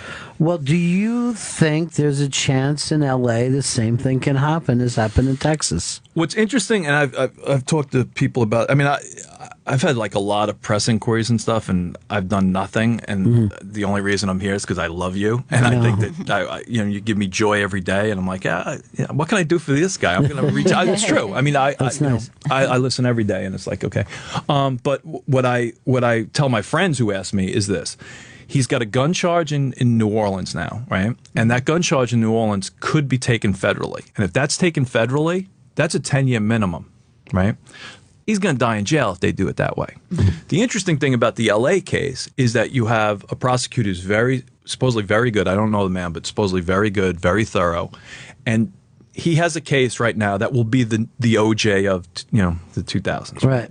And so there's a lot of ego involved in something like that. And does he want to bring the case back to L.A. as fast as possible and try the Susan Berman murder case, which is an old, cold case, certainly some interesting facts. I mean, we helped them put together, or Murphy actually helped them put together this timeline, which shows him, and you see it in the Jenks, how he's out in L.A. and he's out in California, which is a big state, and he goes back and forth to we think do the murder, and the cadaver note, and you have the bathroom stuff. I think at the end of the day, it's a good case, and I think given, again, his pre-trial publicity, he probably gets convicted. But it's not an easy case. And so if I was the prosecutor, I'd probably want to let the New Orleans stuff go on. But DeGuerin, who's, again, a wizard and smart and somebody who, I wouldn't mind representing me if, God forbid, I got in trouble, is going to want to bring it back to L.A., first, because of the publicity, DeGuerin will be, king in Hollywood, right? They would eat him up. But also, I think that's the weaker case, right? The gun case is the gun case. He's got a gun, they arrest him, you're done. The LA case, it's an interesting case in that, if you wipe away the pretrial publicity, if you wipe away the stuff in the bathroom, because I don't know if that's admissible. I haven't really taken a deep look at that in California law. But let's say that's not. It's a rough case. I mean, you have him there. You have him possibly driving back and forth. You have the cadaver note, which is interesting. But you have to know something about the cadaver note. They say now that this is definitely, his handwriting, right? And he does admit some things in the documentary that shows that it was. Years before, when he was in jail in Texas waiting trial, they did an analysis of the cadaver note. And California police came back and said, this is not his handwriting. This is Niles Brennan's handwriting, who was Susan Berman's manager at the time. So that they're going to have to deal with that too if they come back, which is that your own expert said it wasn't his. Now he's kind of admitting, that he didn't admit that he sent the cadaver note, but when you now have the exact same lettering on both, it's more. They didn't have that second Beverly Hills misspelling back when he was in Texas. But there's some definitely bad police work done on that part of it, which I think could be problematic. It would be an amazing trial. It would be an amazing trial in L.A. But, whether or not it happens, we'll see. I mean, it seems to me that he's very ill. He does seem pretty fragile now, right? Yeah, he does. Well, Gail, is there anything left for you? I mean, you're the one that got me. I'm not even a true crime guy. Okay. But this story, I don't know what it was about that, but by the time it was over, I felt like, I'd like to do your work. You know what I mean? Like, if you ever got into that thing where that it was amazing. But what about for you, Gail? I don't know. I think the thing that really strikes me right now that I'm just talking to you that's so shocking is, considering you guys were building such a solid case, why he wasn't more closely looked at in LA the first time around. It's just even without this note. Okay. So we get out to LA. Murphy and I go out to LA with all the information that we've put together to try to get them interested in him. And they tell us that when we first get there, they tell us that we think that Niles Brenner, the manager, had something to do with her death.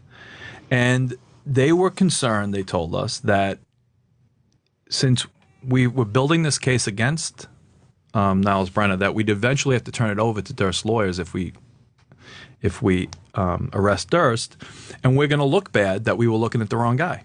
And, again, 2002, OJ is still fresh in everybody's mind. Sure. They looked terrible in OJ, right? The detectives. And, there was no physical evidence. There was no, we had this circumstantial case of him. Yes, he was definitely in California. Yes, he probably drove down. It wasn't that strong of a case, though. Yeah. So I don't blame them for not doing it. We tried to get them to do it because we were really interested in showing this guy for what he was. And we felt, certainly as people who were in the case after Susan died, that the fact that it leaked to the press, that law enforcement leaked it in some way, that you feel some responsibility for her death. Because if he doesn't know that we're re-looking into the 1982 case, certainly he's not killing his best friend who we think knew about it, right? So you felt, at least for the law enforcement community as a whole, if this didn't get leaked to the press, this woman probably is not dead. And that kind of always stuck with me and Murphy and the other even though you know that she wasn't an innocent person in this, she could have stepped up years before if she knew something. Yeah, I look, obviously, she was involved. At least we believe that she was involved in Kathleen's disappearance. Makes her a piece of shit, but does she deserve to get shot in the back of the head? In her shitty house, and it was sad. Yeah, the way she died, it was. So she's not the innocent victim, but you still feel like if you as law enforcement doing your job well, you're not getting somebody killed. And in some ways, the fact that leaked to the press, is what set him off to go. This is what we believe that set him off to go kill her, because she obviously knew something. And we would have loved to, talk to her about that, but she was gone at that point, so we couldn't. And we were just trying to help LA at that point. And they were great guys and smart investigators, and they certainly wanted to take a case. It's just that, there was no smoking gun in that case. And like we said, if he wasn't rich, they'd feel more comfortable to go after him. I mean, the real point of this story is, if you're going to be crazy and you're going to be a sociopath, it really helps to be rich. You know what I mean? Have a lot of money around you. And the fact is that you could just go through life like this, half a mad dog. Seriously. The dude does anything he wants, before he gets rearrested, anything he wants all the time. He got arrested with a latex mask, and it's unbelievable. Think about this insanity, right? Going to Cuba, maybe. Right. You got that money, you got somebody who's willing to help you.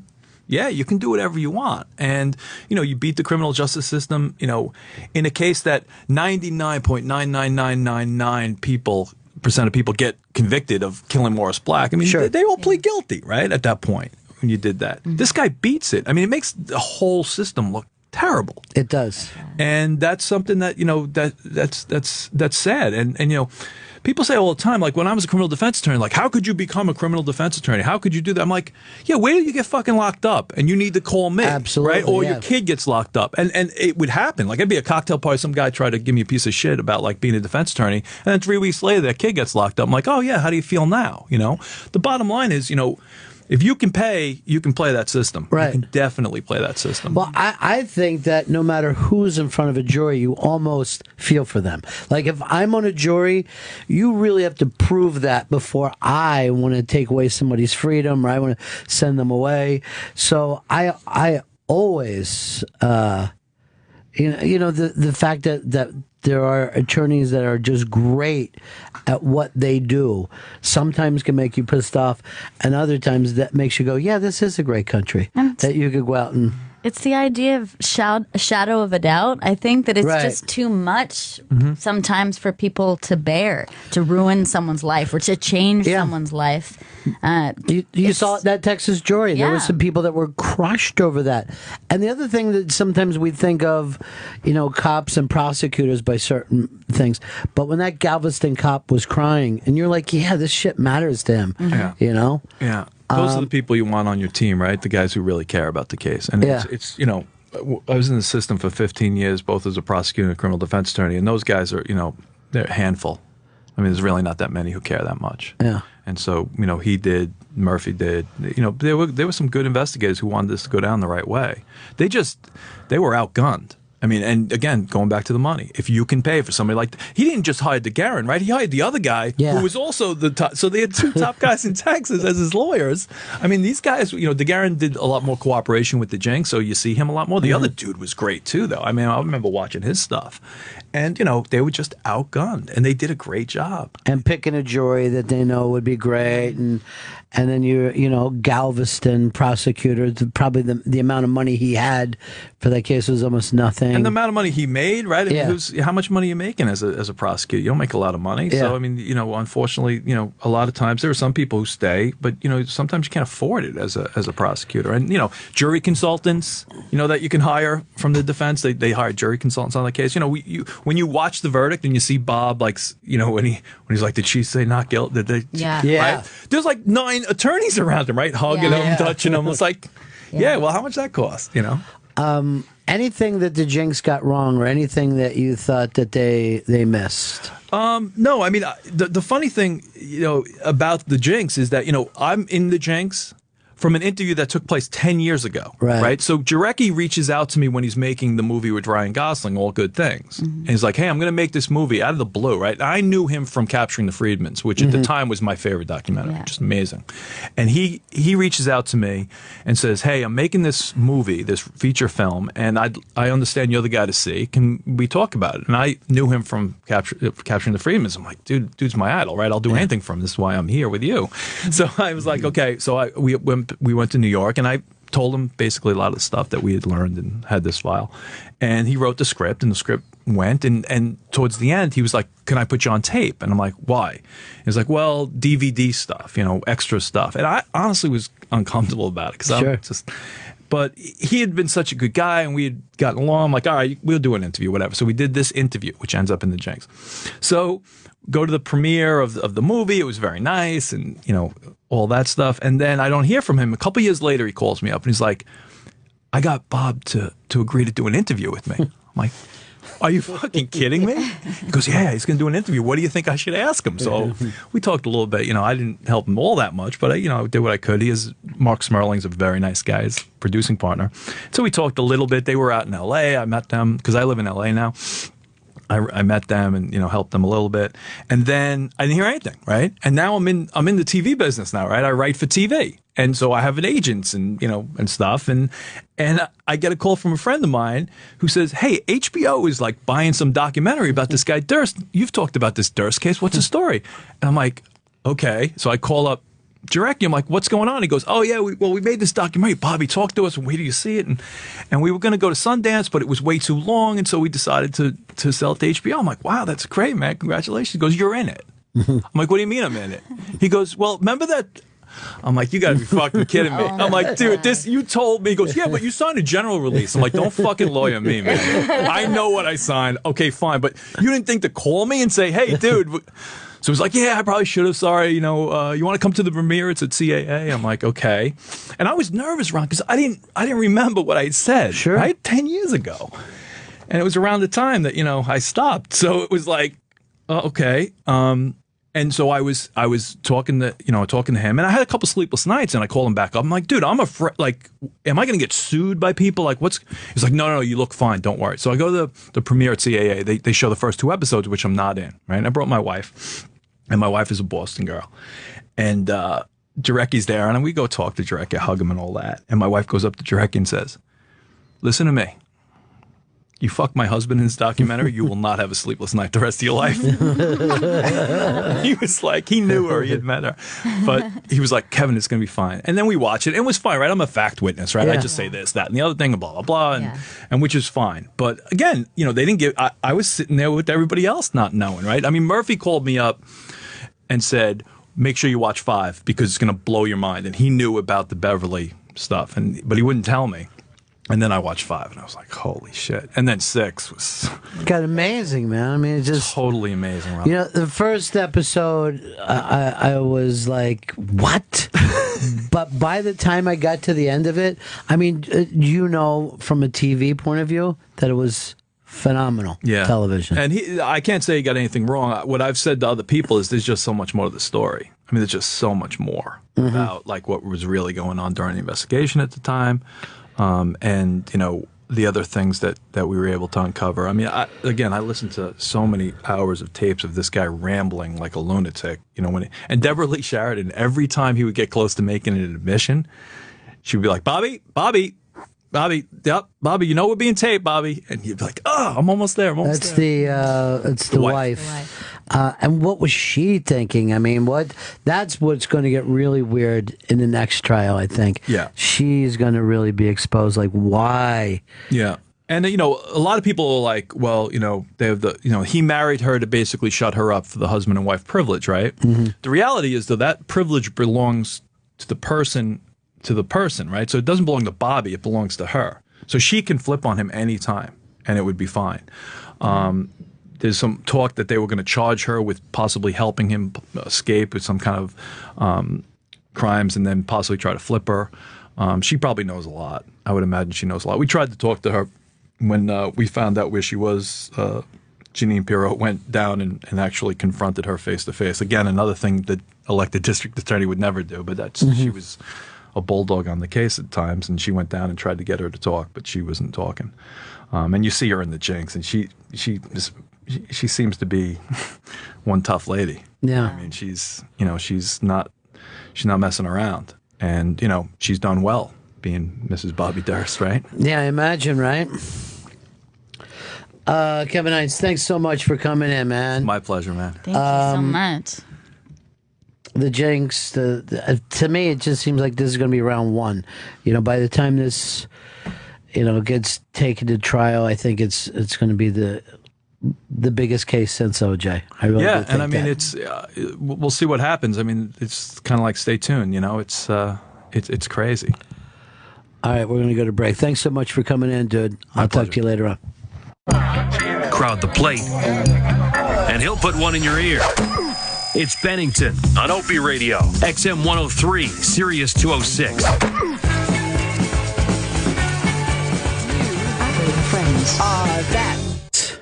That's our house band. The Mighty Mighty Pretenders, the house band for Bennington today. And our counsel, Kevin Hines, who was just in here.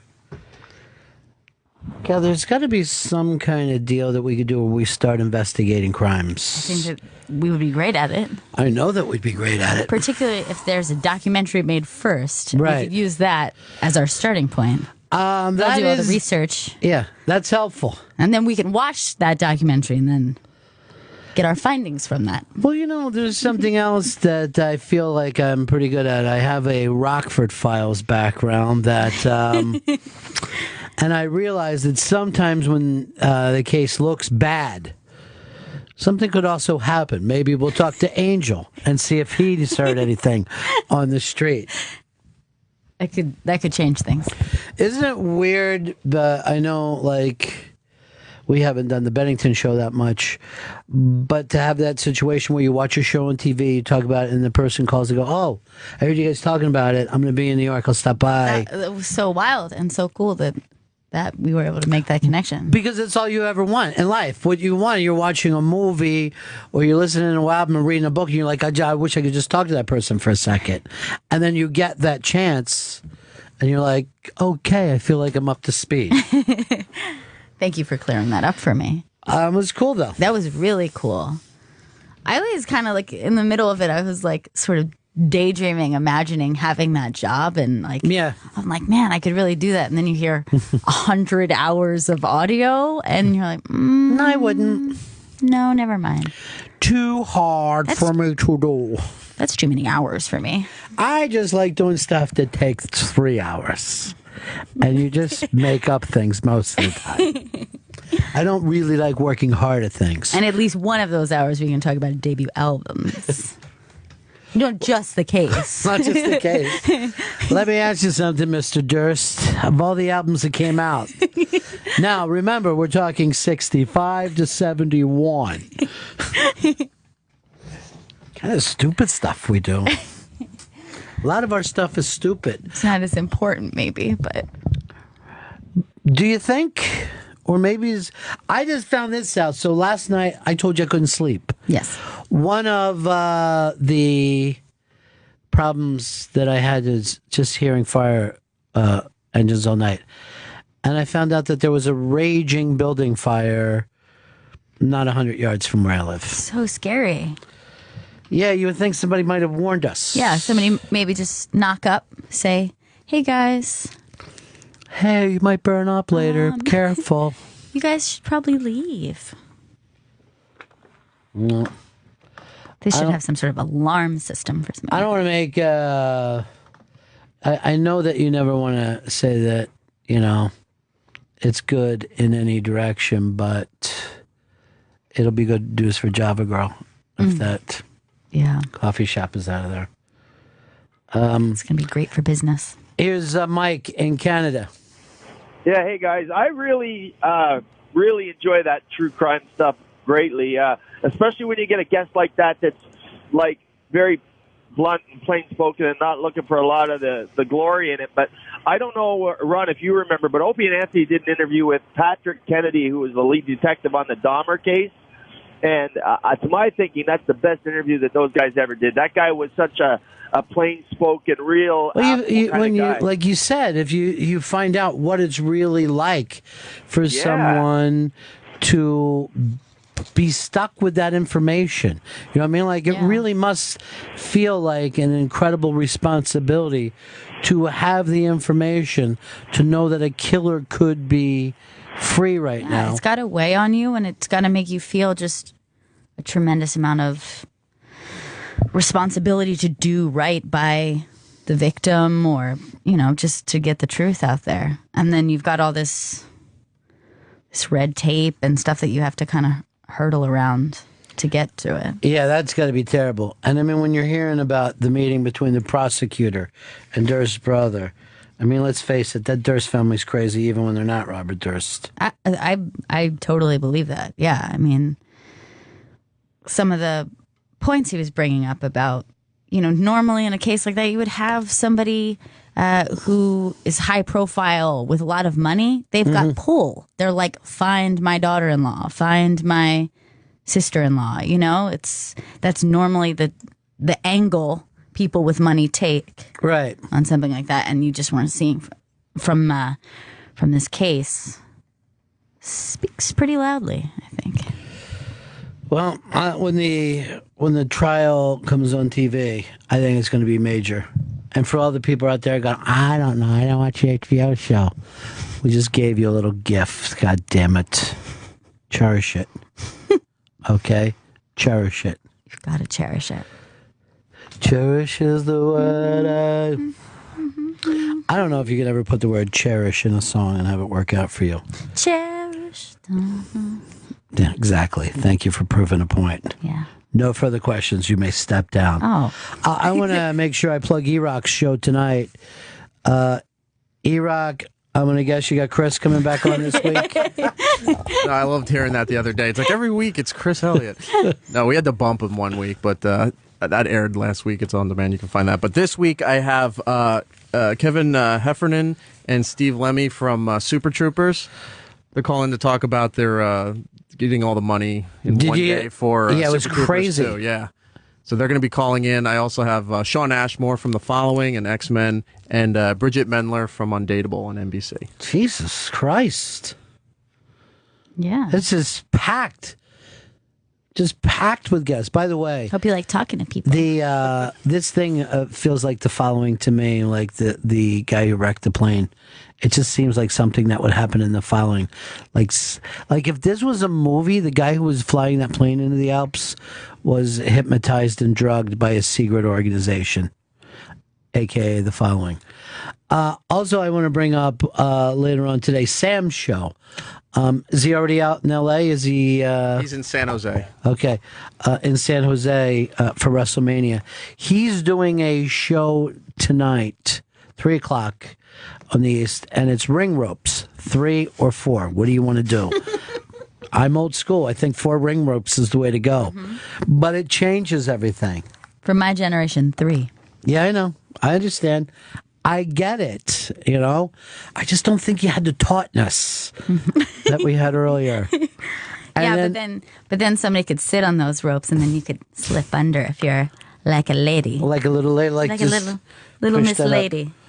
Yeah, let Miss Elizabeth come through. And then, of course, at 10 o'clock today, it's the big hit show. Accelerated. I was going to call it didactylated, but that would have been crazy. It's not even a word. That's the new movie that's out that the Insurgent kids are doing. Here's a movie I believe you may like. Steven Spielberg is back into sci-fi, and he's going to be doing Ready Player One. And it's been a long time, I think, since he's done maybe AI, since he's done a pure sci-fi film. Yeah, it's been a while for that guy. That is his bread and butter. Well, he did War of the Worlds too. Was that the same? Was that before or after? Yeah. That was after AI. That was after. Okay, after. And he got a lot of slack, a lot of criticism for that, so that's why he stayed away from the genre for a while. I mean, I know everybody makes the big deal about E.T., but I thought Close Encounters of the Third Kind was such a great movie. And when people list movies, it never gets the love. But if you look back at that, forget the fact that if you watched it, you would have thought, oh, yeah, I really could picture, aliens landing in the middle of the country. But if you just think of the weirdness of that father in that movie. It's so great. It's so simple, too, just following the one guy from his perspective, from this very, small, weird thing. It's just, how it affects him personally. It's not what happens to the world and, right. How it affects him and his family. That's it. Well, just thinking about it now, he was like our first obsessive compulsive character in a movie. He couldn't stop himself. He just I just got to keep the potatoes and stuff. I think about it every time I eat mashed potatoes. I think every time mashed potatoes. I start to sculpt with mud in my living room. But you had that, he couldn't stop himself. He was so crazy. And then he leaves his wife and children, gets on that spacecraft to leave this planet without ever saying goodbye or without even having a weird feeling about it. Yeah. And then the government, cover up. And I love this song. Dun, dun, dun, dun, dun, the little Close Encounters theme. Close Encounters.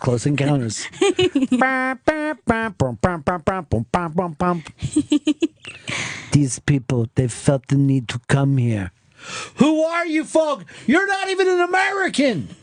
It's great. Such a good movie. I've got to watch it again. It's been a while since I've seen that movie, and it's a good one. This is the other thing about that movie that was so great. I think it's the first time they showed an American family with kids with a messy house. Their house was just a mess. They had little kids. It didn't look like a beautiful, Hollywood soundstage. Well, he does that well, or at least, he was doing that really well at the time, where he had an ability to paint a picture of a family. And I think that he does it so beautifully. You see those little moments in E.T., that's such a specific, family that he created. And you see it in Jaws, the moments that you have in Brody's house with his wife and his kids. It's that's very important to him. Yeah, I'm wondering if anyone ever even did it before. I'm really captured suburban life, the way that it felt. Poltergeist, that just really felt like you could have lived in that neighborhood. Before that, these were always scary haunted houses. Whoa, why would they even go up that road and live in that house? But this was just track homes, And he also, I think, was just, I think probably his kids were young at that time. He was very tapped into the way children spoke and communicated. I felt like there were a lot of things that rang really true to me when I was young about the children in all of those movies. I think that was before he started having kids. Oh, really? Because he said he would have made Close Encounters differently once he became a dad. Really? He would have said, I would never... the dad would have said something like, oh no, I don't need to leave. Right. But he was thinking like a young man, but the dad should have got on that thing. Right. It was perfect. It was amazing. Favorite Spielberg all time? I have to say Jaws.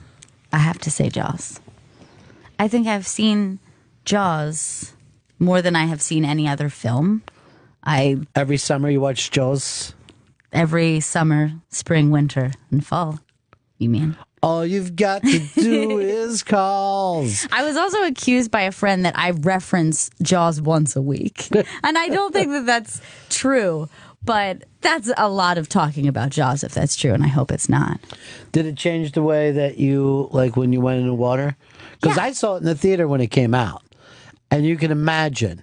Like, that was the first big summer movie that the country ever had.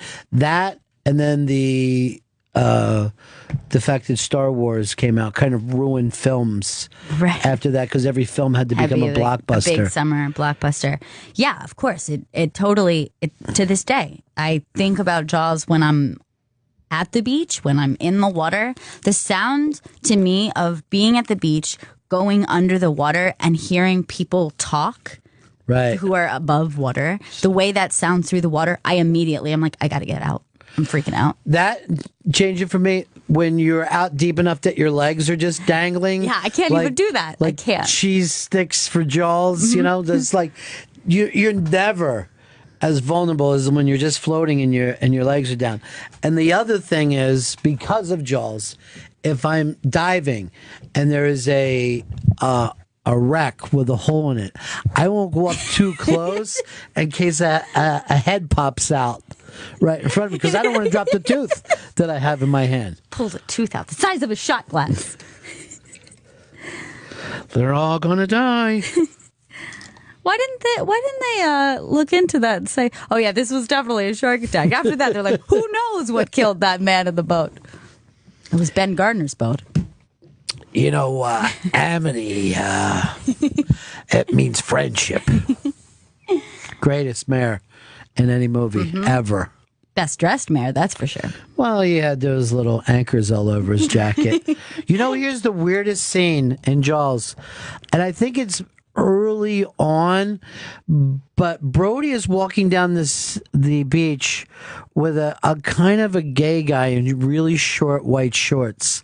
I think it's right before they find the body. Did you ever look at that scene? Yeah. It comes out of nowhere. I think I know someone who actually knows that guy in real life. That guy, to me, is the next Kevin Hines. I want you to hear this and then want to come in and explain it. Explain her shorts.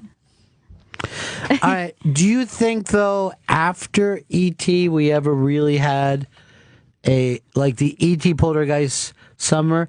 I don't know if I'd ever say we ever had another Spielberg movie. I guess you could say Indiana Jones still had that Spielberg-y feel about it. But after that, it's almost like he stepped away from it. And started to go in a different he started to try to make grown-up movies. Yeah. Where I'd just to say we got plenty of grown-ups. What about Jurassic Park? All right, good call. Jurassic Park is amazing. It was the last time I ever went to a movie and bragged about the CGI. Yeah. Where I'm oh my God. Yeah, it was stunning as a kid. It was stunning as an adult for me. I was like, there really are dinosaurs in this movie. I don't know how they did it, but they found an island of dinosaurs. It's the only explanation. Best line in any Spielberg movie. Mine is, it's all happening. Timmy. It's all happening. Timmy. What's up, dude? Hey, how you doing? Ron. What can we do for you, buddy? What is your daughter's name? I forgot. My name? Is that what? Yeah. Gail? Gail, I'm sorry. That's all right. Gail, in 2008, me and my son went up to Martha's Vineyard, something called the Jaws Fest. And if you ever get a chance to go up there, all the sites where they filmed Jaws, pretty much still intact, and it's really a cool thing to see. If you ever get up there, the bridge is still there. The house where we took a little Jaws tour. Mm-hmm. Quinn was the best, wasn't he? Yeah. I love Quinn. All right, thanks for that Jaws story information, Timmy. Was that Robert Durst? Yeah. Here's Brian. It did sound very Durst-like. Brian in El Paso. Don't worry about my name. How's the West Texas town of El Paso? Oh, man, it's beautiful. It's going to get up to 80 degrees today. Sweet. No wind. It's amazing. You know what I watched the other day, Ron, and it was scary, and I think Spielberg did it like in a matter of 3 weeks, was Duel. Dennis Weaver. Jaws with trucks. Oh, it's amazing. It's still very scary. This guy, this trucker who we never see, he could be on the road right now. Yeah, I mean, if you go and look at that, it's exactly the same as Jaws, or even worse, Jaws 2, where the truck just won't leave you alone. It just keeps coming and coming. I remember. How about when the people just don't believe him? That was the other big point of tension is he can't get anybody to see that this guy is trying to kill him. I know. And those awful kids at the bus. And he's trying to, get him off the road, and they're just taunting him and just demeaning him, dehumanizing him. It's a great film. I honestly think that the reason why he got Jaws was because of that. And I also remember he did a night gallery that just totally freaked me out when I was a kid. And it was Joan Crawford who had paid to get these eyes. Like, she took a living person's eyes. She was like a 1%er. And she paid, but her sight would only last for hours, like 15 or 20 hours or whatever it happened to be. And as soon as she got, and she'd been blind her whole life, and when her bandages were taken off, all the power went out in New York. And so here she is, she gets sight only for a short time. She got it through these awful means, and then it was taken away because she was just in total darkness in the city.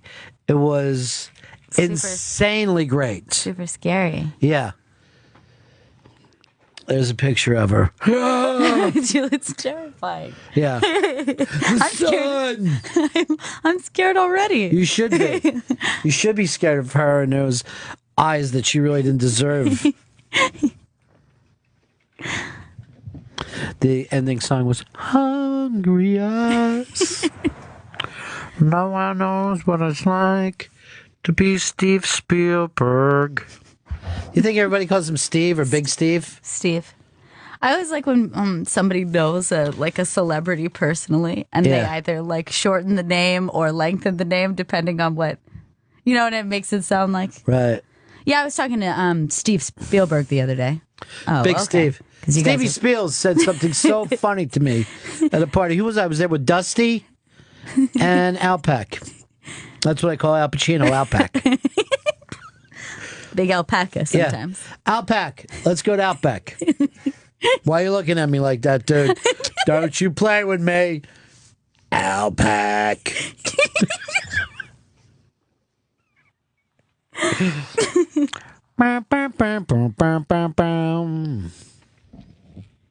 But if you ever said, "Oh, what are your favorite, directors?" You never bring up Spielberg, but he's got to be in there. Yeah, he's got to. It just seems like an uncool thing to say, but you know what? I'll say it.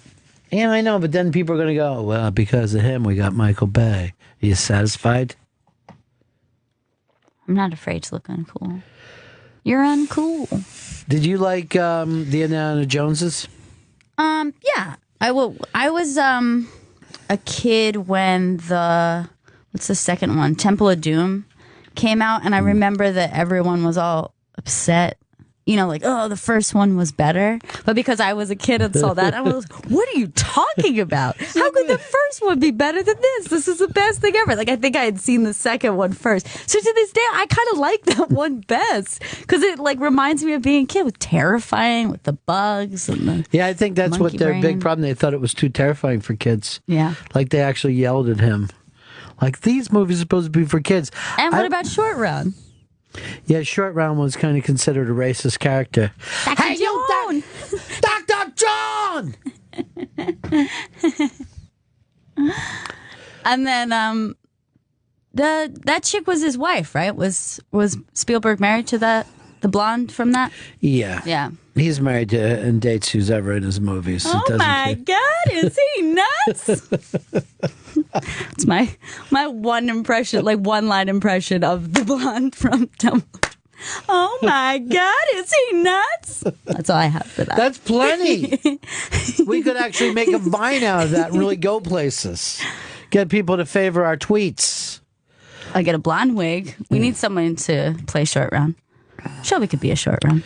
Yeah, what we'll do is just tape his eyes back, because I do that with them sometimes. We play a little game I like to call Lady Boy. Chris, in Jersey. Hey, I got a question for Gail, actually. Oh. Gail, I know you grew up getting a nice little Carvel cake on WrestleMania Day. I want to know if you're doing that this year, and what's your favorite WrestleMania of all time? I missed what he said. What happened? He said he knows that I grew up getting a ice cream cake every WrestleMania. That's and true. what is my favorite WrestleMania of all time? Well, I hope that we're doing it this year. Is the big cat bringing a cake over this year? I hope we're getting an ice cream cake. Yeah. For old time's sake. I love it. This one actually even lines up very close with Fez's birthday, so I was thinking surprise party for him. But I would always say this. My favorite WrestleMania is the next one. I'm always looking ahead. That felt very personal for a second. Like I almost forgot that this would be something discussed. How do you know about my ice cream cakes on WrestleMania? Let it out, thaw for a while. Frozen right now. Now I've got everybody. I've got all the matches that we could write down. Every time Fez comes to our house, we are filling out just polls of what's going to happen. It's great. I love it. And you get extra points if you figure out if Pete Rose is coming back or not. I love those crunchies on the ice cream cake. Do you remember the time that we went to Fez's mom's house and she had the wedding cake because Macho Man was marrying Elizabeth? Mm-hmm. You guys were so little. That was very exciting. That was a great one. And your brother lost his shit because Fez had wrestling action figures and didn't let him take one home. It literally was the only tantrum he's ever had in his life. It's true. He was just heartbroken, the idea of leaving them behind. Yeah, leaving Fez's toys. And I don't know why we couldn't say yes, take some, and I'll buy them for Fez the next day. They're wrestling toys. But that started a collection for him after that. Well, we a had collection to be like, for the country. Don't worry. You'll get some. Don't You'll worry. get some It's of those. happening, I promise you. We'll have plenty of those. Would you want to win? Would you want to win? All right, watch me wrestle with these. Jason in Detroit. Hey, Ron, it's Gail. My parents made me, but we watched Jaws when I was about 5 years old. Then they couldn't understand my fear of water, even going into a pool, taking a bath as a child. Anything with water I was scared about until I was about 13 years old. They couldn't understand You had why. every right to be. Yeah. Pools were not exempt from the fear for some reason. It's still, as a child, I felt like anything could happen in here. I'll just say this. You have a cousin that was afraid of toilets for a while after Jaws. Because the shark could come up through the toilet? Yeah. I don't want to say which cousin. It's Teddy. He was afraid of the shower, the toilet, anywhere Jaws could attack. I'm like, how do you say to someone, oh, I guarantee you, buddy, there's no way for a shark to come through the plumbing. Yeah. Steven in Houston. Hey guys, how's it going? Good. Loving the show. I wanted to ask you, Ron, what you thought about Minority Report. That's one of my favorite sci-fi Steven Spielberg. Have you seen Minority I actually Report? didn't see it. I watched it. I always felt weird and even kind of bad that there were no minorities in that movie.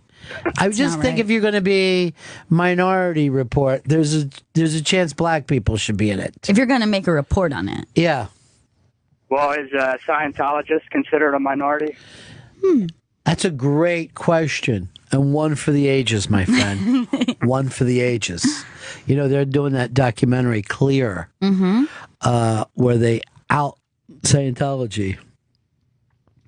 I'll be watching that. I'll be tuned in. Although it's hard for me to call any one religion weirder than another religion. Yeah. But the problem is it's weird right now. You know, every religion goes through weird phases. Mm-hmm. And it's subject for ridicule because it's new. So it's like, that's clearly silly. You know what I mean? Like when it's been formed not that long ago, it's very easy to say this is ridiculous. But they also have, quite a track record right now of not looking so hot. But do you know how many Scientologists I've had on my show, and they always seem cool, like every time that I have one? Yeah. And a lot of your favorite actors, it's true, Scientologists. Yeah. Tons. And one of your favorite rock stars, Mr. Beck. Yes. Which I'm going to exempt him from, though, because born Scientologist. He was born this way. He was born this way, so you can't really blame him. And his wife, I think, was a born Scientologist as well. Yeah. That is true. But I had a friend who he works in film and TV, and he was working in New York and then had to go out to LA for a while, and said that you actually have to, like, where you can make jokes about Scientology in New York, you cannot make jokes or comments about Scientology in LA if you work in the film industry or in TV. There's that many people that work there? There's so many people, not just famous people, but it's just, for some reason... I still would anyway. It's just like when I make jokes about Jews in this building. I see a lot of people like, really? But I just find, even my own spiritual beliefs to be ridiculous. Yeah, they're crazy. They're just nuts.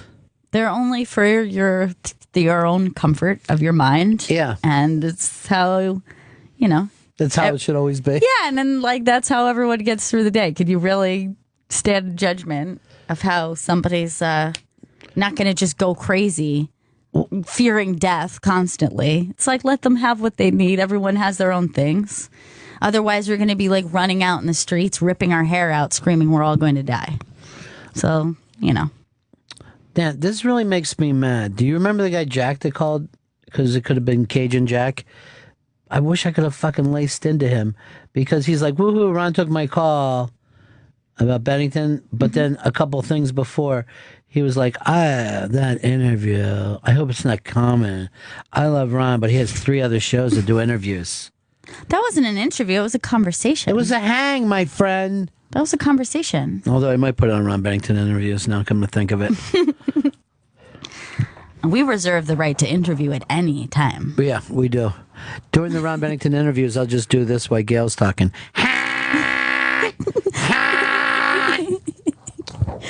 Mean. Something is wrong with your radio. I'm thinking about changing the name to Bennington Interviews. I like that. Not Ron Bennington. I like it. Any Bennington. Yeah, any interview. Bennington could do it. At any time. Well, I won't bring it up now, but there was something brought up about you doing a major interview. Wait a minute, it would be weird for me to say that, but yeah, that got brought up. What do you mean? I don't want to give away all the details. I like to keep things up until they're locked in. Really? Yeah. Don Wiki Wicklin asked me about it earlier this week. What? Yeah. Something and I said coming down the pipeline? Yeah. She's very, very busy with hashtag Bennington on the occasional Friday here on Opie Radio. But there may be a possibility. Well, I'm intrigued. Liz says, thank God we were almost at the end of the show without an almost famous reference. Hashtag it's all happening. Hashtag Bennington. I will only say this to you, Liz Sets Fire. Prepare yourself for the end of the show today. That's it. Prepare yourself. Any other plugs we need to do? Because we're getting out of here in a couple of minutes. You also have another radio show that you could plug your own radio show. Well, tonight on, let's do this. Tonight on the Indie channel, special guest Todd Glass on the Indie channel, nice. Unmasked, and Opie Radio at 11 o'clock. The Sam Roberts Show will broadcast live from WrestleMania today at 3 p.m. The main focus of the show is ring ropes, 4 or 3. All the way. It's Eric Nagel. Airs at 7 p.m. tonight on Opie Radio with guests Kevin Hefferman and Steve Lemmy from Broken Lizard. They raised millions of dollars within, I think in 15 minutes, they raised $800 million for their next movie, which is Super Troopers 2. Sean Ashmore from Fox's The Following and Bridget Mender from NBC's Undateable. It's all happening every day. But anyway, that guy Jack, I wish I could have just laced into him. And I didn't know I took like a call from him. Yeah, and you were probably nice to him. Yeah. I wish he would have said, I'm just the asshole from Twitter, and now's your opportunity to lace into me if you'd like to. People never do that. What I'd like to start doing, like, if you just read bad stuff on Twitter, we'll have a song that's just like this: trolling, trolling, trolling. Right. All those assholes trolling Twitter. I might even have an announcement. I'm doing an MS with Ducky next week. Nice. Very cool. Not next week, the week after that. But I may even have another major name after that, but it hasn't gotten locked in yet. Well, I love the Duckman. Hey, I'm also in this situation. Somebody from the booking department claims they gave me a DVD that needs to be replaced, like given back. Mm-hmm. And I don't ever remember getting the DVD. What's the movie? It doesn't matter what the movie is, but the fact is sometimes they'll give you DVDs and this has to be sent back because we're so worried about it going out. And I don't remember being handed the DVD. Damn. I hope you find it. And the person swears to me. Well, I couldn't find it because I don't have it. You don't have it? Yeah. I've never thrown out a DVD in my life. Is this a case maybe that we need to look into? It could be for our new detective agency, # Bennington. I'd love to do it. Bennington and Bennington. Oh, this is Jack from Twitter. Hey, Jack. Hey, guys. Fuck you. Thank you. Now I feel so much better. Now you feel better. And you know what? Now you guys can start over. You know what I mean? Scratch that itch. Now you can start over. Yeah. It's clean slate. Now we're even. Even Stevens. You're about square. Bono, bono, bum, bum, bum, bum, bum, bum, bum, bum. Oh yeah, that's all the John Williams things. And then he did all the Lucas's, then he did the Superman. It's all the same music. Everyone says he's a genius. Is he? Or does he just play the same riff every chance he gets? Are you going to do a Ron and Fez show today? Yeah, we are. I don't know exactly what we're doing. We're going to have some people on the show with us as well. I think Fez is... There's one person in America Fez hasn't had a fight with. He's going to go back and fight. He was just attacking on poor Big J. Okerson yesterday. I know, I was listening. And then Big J had a fire close to his house. He had the big explosion. And then I said to Jay, I wrote back, oh yeah, that fire was started by Fez's in a rage, right? And then he's like, ha ha ha, # fire starter, he sends back to me. And then a building explodes across the street from me. Fez is in a rage. Oh my God. Why I slept or attempted to sleep. He has the power. He has the fire starter power. He's Gertie. He's Gertie the fire starter from E.T. And fire starter can only be an evil villain's power. I feel like... what about the Human Torch? What about the Human Torch, Gail? I don't know a lot about comic books. But it seems like it's for... fire is for evil. Do you notice that the girl who played Gertie, her name is... Gertie. Yeah, but real name. Gertie Jr. Gertie Jr. is out there. I think her name is Diane Furstenberg. But... Why are we both so bad at recalling things that we know? Because it's only about us. And then everything's only about us. And then we do a radio show together. Who was the guy? Drew Barrymore. I saw it a little bit. I cheated though. I saw him typing it in. We got to get going. This was a lot of fun today, Gail. I appreciate it. Thanks for having me. Thank you for having me. And let's thank our special guest who was in here today, Kevin Hines. And thank you, folks. That was great with Kevin. For listening. It is Bennington and Bennington Investigations. If you need any problem solved, let us know. And always